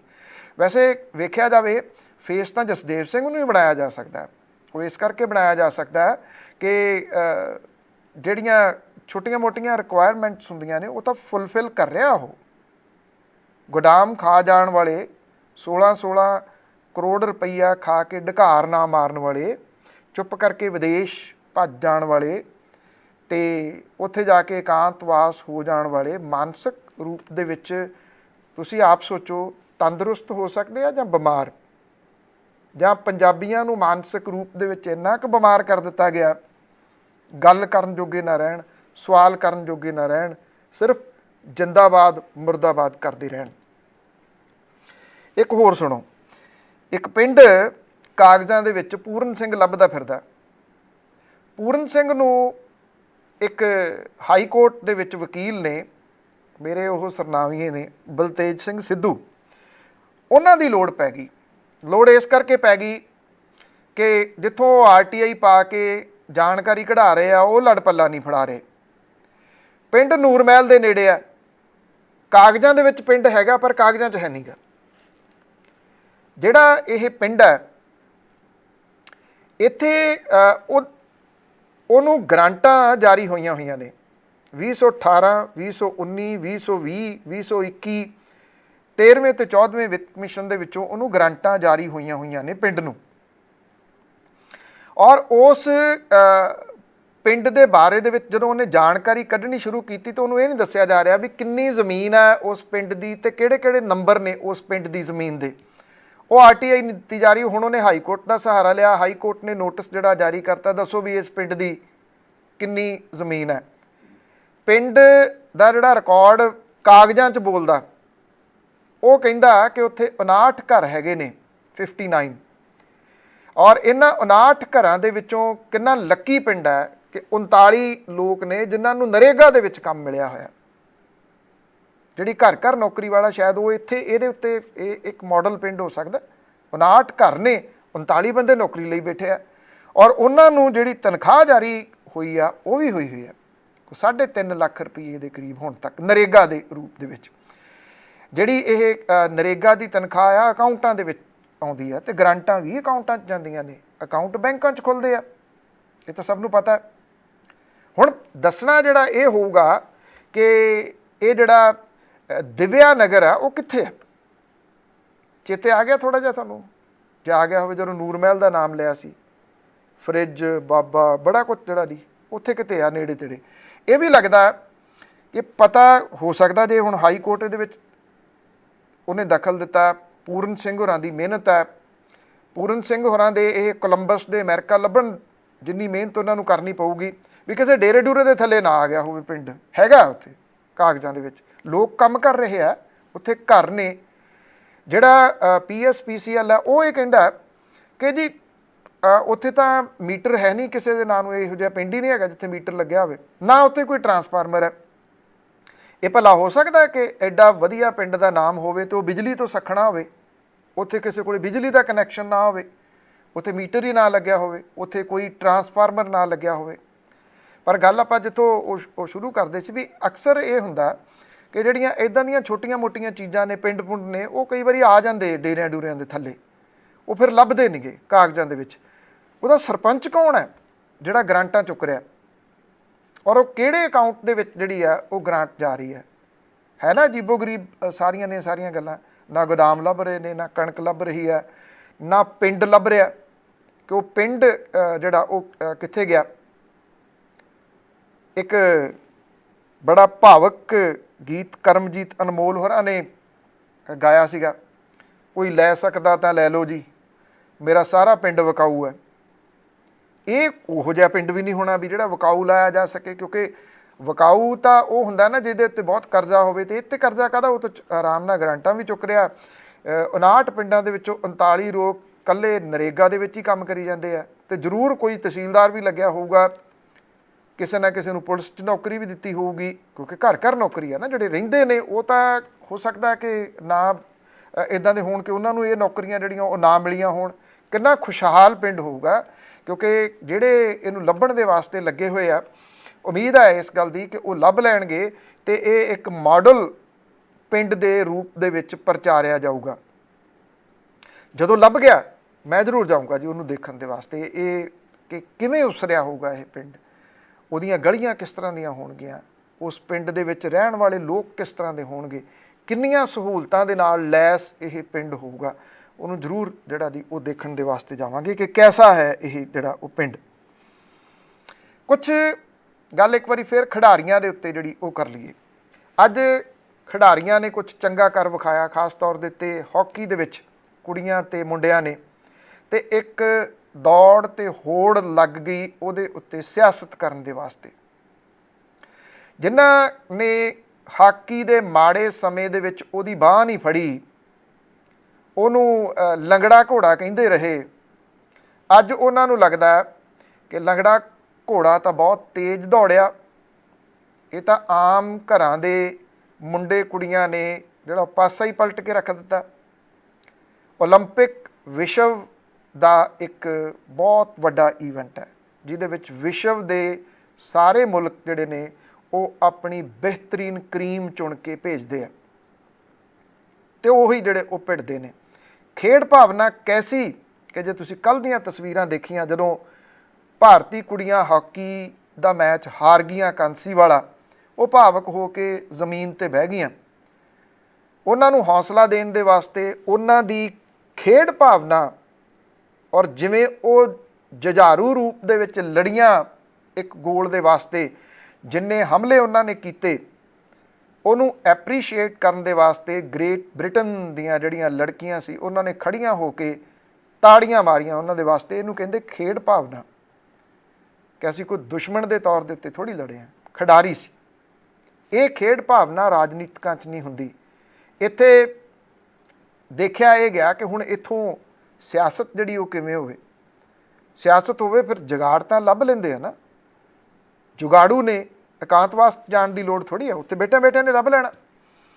ਲੱਭ ਲਿਆ, ਮੇਜਰ ਧਿਆਨ ਚੰਦ ਹੋਰਾਂ ਦਾ ਨਾਮ ਜਿਹੜਾ ਜੀ ਉਹ ਫਿਰ ਲੱਭਿਆ ਗਿਆ ਵੀ ਇੱਥੇ ਸਿਆਸਤ ਹੋ ਸਕਦੀ ਹੈ। ਉਹੀ ਮੇਜਰ ਧਿਆਨ ਚੰਦ ਜਿਨ੍ਹਾਂ ਨੂੰ ਭਾਰਤ ਰਤਨ ਦੇਣ ਦੀ ਗੱਲ ਕੁਝ ਸਾਲ ਪਹਿਲਾਂ ਉੱਠੀ ਸੀ ਤੇ ਉਹ ਪੂਰੀ ਨਹੀਂ ਕੀਤੀ ਗਈ। ਜਿਹੜਾ ਰਾਜੀਵ ਗਾਂਧੀ ਖੇਡ ਰਤਨ ਸੀਗਾ ਉਹ ਉਹਨਾਂ ਦੇ ਨਾਂ ਦੇ ਉੱਤੇ ਸ਼ੁਰੂ ਕਰ ਦਿੱਤਾ ਗਿਆ। ਜਦੋਂ ਇੱਕ ਫੋਟੋ ਜਾਰੀ ਕੀਤੀ ਸਰਕਾਰ ਦੇ ਬੁਲਾਰੇ ਨੇ, ਉਹਦੇ ਵਿੱਚ ਮੇਜਰ ਧਿਆਨ ਚੰਦ ਜਿਹੜੇ ਨੇ ਉਹ ਉੱਪਰ ਛੋਟੇ ਜਿਹੇ ਨੇ ਤੇ ਥੱਲੇ ਜਿਹੜੀ ਫੋਟੋ ਆ ਉਹ ਬਹੁਤ ਵੱਡੀ ਪ੍ਰਧਾਨ ਮੰਤਰੀ ਹੋਰਾਂ ਦੀ। ਲਾ ਸਕਦੇ ਨੇ, ਉਹਨਾਂ ਨੂੰ ਕੋਈ ਫੋਟੋ ਲਾਉਣ ਤੋਂ ਥੋੜ੍ਹੀ ਰੋਕ ਸਕਦਾ, ਛੋਟੀ ਲਾਉਣ ਵੱਡੀ ਲਾਉਣ। ਫੋਟੋ ਤਾਂ ਪੈਟਰੋਲ ਪੰਪਾਂ ਦੇ ਉੱਤੇ ਵੀ ਲੱਗੀ ਹੋਈ ਹੈ ਕਿ ਤੁਹਾਨੂੰ ਵੈਕਸੀਨ ਮੁਫਤ ਦਿੱਤੀ ਗਈ ਹੈ। ਜਿਹੜੇ 105 ਰੁਪਈਏ ਨੂੰ ਪੈਟਰੋਲ ਪਵਾ ਰਹੇ ਆ ਉਹ ਕਹਿੰਦੇ ਅੱਛਾ ਮੁਫਤ ਹੈ ਇਹ, ਫਿਰ ਪੈਟਰੋਲ ਇੰਨਾ ਕਿਉਂ ਮਹਿੰਗਾ। ਫੋਟੋ ਤਾਂ ਉੱਥੇ ਵੀ ਲੱਗੀ ਹੋਈ ਹੈ। ਮੇਜਰ ਧਿਆਨ ਚੰਦ ਹੋਰਾਂ ਦਾ ਨਾਮ ਬਹੁਤ ਵੱਡਾ। ਘੱਟੋ ਘੱਟ ਇਹ ਫੈਸਲਾ ਤਾਂ ਹੋ ਜਾਣਾ ਚਾਹੀਦਾ ਹੈ ਕਿ ਜਿਹੜੇ ਖਿਡਾਰੀਆਂ ਨੂੰ ਦਿੱਤਾ ਜਾਣ ਵਾਲਾ ਕੋਈ ਵੀ ਅਵਾਰਡ ਹੈ ਉਹ ਹੋਵੇ ਹੀ ਖਿਡਾਰੀ ਦੇ ਨਾਂ ਦੇ ਉੱਤੇ, ਕਿਸੇ ਸਿਆਸਤਦਾਨ ਦੇ ਨਾਂ 'ਤੇ ਹੋਣਾ ਹੀ ਨਹੀਂ ਚਾਹੀਦਾ। ਮਟੇਰਾ ਸਟੇਡੀਅਮ ਦਾ ਨਾਮ ਜਿਹੜਾ ਉਹ ਬਦਲ ਲਿਆ ਗਿਆ ਸੀ, ਬਦਲ ਕੇ ਆਪਣੇ ਨਾਂ 'ਤੇ ਕਰ ਲਿਆ ਗਿਆ ਸੀ। ਜਿਹੜਾ ਦਿੱਲੀ ਦੇ ਵਿੱਚ ਫਿਰੋਜ਼ ਸ਼ਾਹ ਕੋਟਲਾ, ਉਹ ਸਾਬਕਾ ਮਰਹੂਮ ਜਿਹੜੇ ਮੰਤਰੀ ਨੇ ਜੇਤਲੀ ਸਾਹਿਬ ਦੇ ਨਾਮ ਦੇ ਉੱਤੇ ਕਰ ਲਿਆ ਗਿਆ ਸੀ। ਬਿਸ਼ਨ ਸਿੰਘ ਬੇਦੀ ਹੋਰਾਂ ਨੇ ਵਾਹਵਾ ਰੌਲਾ ਪਾਇਆ ਉਦੋਂ। ਕੀ ਕਵਾਂਗੇ, ਕੀ ਜਵਾਬ ਦੇਵਾਂਗੇ ਜਦੋਂ ਕੋਈ ਉਹਦੀ ਸਰਚ ਕਰੂਗਾ ਜਿਹਦੇ ਨਾਂ ਦੇ ਉੱਤੇ ਹੈ, ਵੀ ਚਾਹੇ ਉਹ ਪ੍ਰੂਵ ਨਹੀਂ ਹੋਏ, ਕਰਪਸ਼ਨ ਦੇ ਚਾਰਜਸ ਤਾਂ ਲੱਗੇ ਸੀ। ਹੋਣਾ ਚਾਹੀਦਾ ਜਿੰਨੇ ਖਿਡਾਰੀ ਨੇ, ਪੁਰਾਣੇ ਖਿਡਾਰੀ ਨੇ, ਜਿਨ੍ਹਾਂ ਨੇ ਮੁਲਕ ਦੇ ਵਾਸਤੇ ਖੇਡਿਆ, ਮੁਲਕ ਦਾ ਨਾਮ ਰੌਸ਼ਨ ਕੀਤਾ, ਉਹਨਾਂ ਦੇ ਨਾਵਾਂ ਦੇ ਉੱਤੇ ਹੀ ਇਹ ਅਵਾਰਡ ਹੋਣੇ ਚਾਹੀਦੇ ਨੇ। ਇਹ ਬਣ ਜਾਣਾ ਚਾਹੀਦਾ ਇਸ ਤਰ੍ਹਾਂ ਦਾ ਕਿ ਕੋਈ ਅਵਾਰਡ ਕਿਸੇ ਸਿਆਸਤਦਾਨ ਦੇ ਨਾਮ ਦੇ ਹੇਠ ਹੋਵੇ ਹੀ ਨਾ। ਪਰ ਜਿਹੜੇ ਪਹਿਲਾਂ ਚੱਲ ਰਹੇ ਨੇ ਉਹਨਾਂ ਨੂੰ ਲਾ ਕੇ ਤੁਸੀਂ ਜਿਹੜਾ ਉਹ ਨਵਾਂ ਸ਼ੁਰੂ ਕਰ ਦੇਣਾ, ਉੱਥੇ ਉਹਦੇ ਵਿੱਚੋਂ ਜਿਹੜੀ ਆ ਉਹ ਸਿਆਸਤ ਦਿਸਦੀ ਹੈ। ਸੱਚੀ ਦੱਸਣਾ, ਕਿੰਨੇ ਲੋਕਾਂ ਨੂੰ ਇਹ ਪਤਾ ਸੀਗਾ ਜਦੋਂ ਇਹ ਦਲ ਜਾ ਰਹੇ ਸੀ ਓਲੰਪਿਕ ਦੇ ਵਿੱਚ ਕਿ ਇਹਦੇ ਵਿੱਚ ਕਿਹੜੀਆਂ ਕੁੜੀਆਂ ਕਿਹੜੇ ਪਿੰਡਾਂ ਤੋਂ ਨੇ, ਕਿਹੜੇ ਮੁੰਡੇ ਕਿਹੜੇ ਪਿੰਡਾਂ ਤੋਂ ਨੇ, ਕਿਸੇ ਨੂੰ ਨਹੀਂ ਸੀ ਪਤਾ। ਅੱਜ ਉਹ ਚੀਜ਼ਾਂ ਜੇ ਸਾਹਮਣੇ ਆਈਆਂ ਨੇ, ਲੋਕ ਉਹਨਾਂ ਦੀ ਕੱਲੇ ਪਿੰਡ ਦੀ ਹਿਸਟਰੀ, ਪਰਿਵਾਰ ਦੀ ਹਿਸਟਰੀ ਕੱਢ ਕੇ ਲਿਆ ਰਹੇ ਨੇ। ਉਹ ਇਸ ਕਰਕੇ ਕਿ ਇਹਨਾਂ ਨੇ ਆਪਣਾ ਲੋਹਾ ਮਨਵਾਇਆ। ਤੇ ਅਖੀਰ ਦੇ ਵਿੱਚ ਇੱਕ ਥੋੜੀ ਜਿਹੀ ਲਾਹਨਤ ਉਹਨਾਂ ਦੇ ਵਾਸਤੇ ਵੀ, ਜਿਹੜੇ ਉਸ ਕੁੜੀ ਦੇ ਘਰ ਦੇ ਬਾਹਰ ਜਾ ਕੇ ਭੰਗੜੇ ਪਾਉਂਦੇ ਸੀਗੇ ਕਿ ਇਹ ਜਾਤਾਂ ਵਾਲਿਆਂ ਦੇ ਕਰਕੇ, ਜਿਨ੍ਹਾਂ ਨੂੰ ਉਹ ਕਹਿੰਦੇ ਸੀ ਕਿ ਉਹ ਨੀਵੀਂ ਜਾਤ ਹੈ, ਉਹਨਾਂ ਦੇ ਕਰਕੇ ਇਹ ਹਾਕੀ ਦੀ ਟੀਮ ਜਿਹੜੀ ਉਹ ਹਾਰ ਗਈ। ਉਹ ਜਿਹੜੇ ਪਹਿਲਾ ਮੈਚ ਹਾਰੀਆਂ ਸੀਗੀਆਂ, ਉਹਨਾਂ ਦੀ ਮਾਨਸਿਕਤਾ ਵੀ ਜਿਹੜੀ ਉਹ ਸਾਹਮਣੇ ਆ ਗਈ। ਗੱਲ ਮਾਨਸਿਕਤਾਵਾਂ ਦੀ ਹੀ ਸੀ। ਸਮਾਂ ਜਿਹੜਾ ਉਹ ਹੋਣ ਜਾ ਰਿਹਾ ਔਰ ਸਮਾਂ ਸਮਾਪਤੀ ਵੱਲ ਨੂੰ ਆ। ਔਰ ਕਿਉਂਕਿ ਹੁਣ ਤੋਂ ਬਾਅਦ ਅਗਲੇ ਪ੍ਰੋਗਰਾਮ ਸ਼ੁਰੂ ਹੋਣੇ ਨੇ, ਤੇ ਮੈਂ ਜਾਣਾ ਜੀ ਇਕਾਂਤਵਾਸ ਦੇ ਵਿੱਚ। ਇਕਾਂਤਵਾਸ ਦੇ ਵਿੱਚ ਤਾਂ ਕਰਕੇ ਜਾਣਾ ਕਿ ਉੱਥੇ ਜਾ ਕੇ ਮੈਂ ਤੁਹਾਨੂੰ ਈਮੇਲ ਕਰਕੇ ਜਿਹੜਾ ਜੀ ਉਹ ਦੱਸ ਸਕਾਂ ਕਿ ਅਗਲੇ ਪ੍ਰੋਗਰਾਮ ਤੱਕ ਤੁਸੀਂ ਜੁੜੇ ਰਹਿਣਾ। ਫਿਰ ਮੈਂ ਆ ਕੇ ਜਿਹੜਾ ਦੱਸੂਗਾ ਉਹ ਗੋਦਾਮ ਦਾ ਕੀ ਬਣਿਆ। ਸਤਿ ਸ਼੍ਰੀ ਅਕਾਲ। ਹੁਣ ਤੁਸੀਂ ਦੇਖ ਸਕਦੇ ਹੋ ਗਲੋਬਲ ਪੰਜਾਬ ਟੀਵੀ ਨੂੰ ਡਾਊਨਲੋਡ ਕਰੋ ਸਾਡੀ ਐਪ ਐਂਡਰੋਇਡ ਜਾਂ iOS ਤੇ ਫ੍ਰੀ ਵਿੱਚ, roku ਅਤੇ Amazon Fire TV ਤੇ ਜਾਂ Apple TV ਤੇ। ਨਾਲ ਹੀ ਦੇਖ ਸਕਦੇ ਹੋ ਲਾਈਵ ਸਟ੍ਰੀਮਿੰਗ www.globalpunjabtv.com ਤੇ।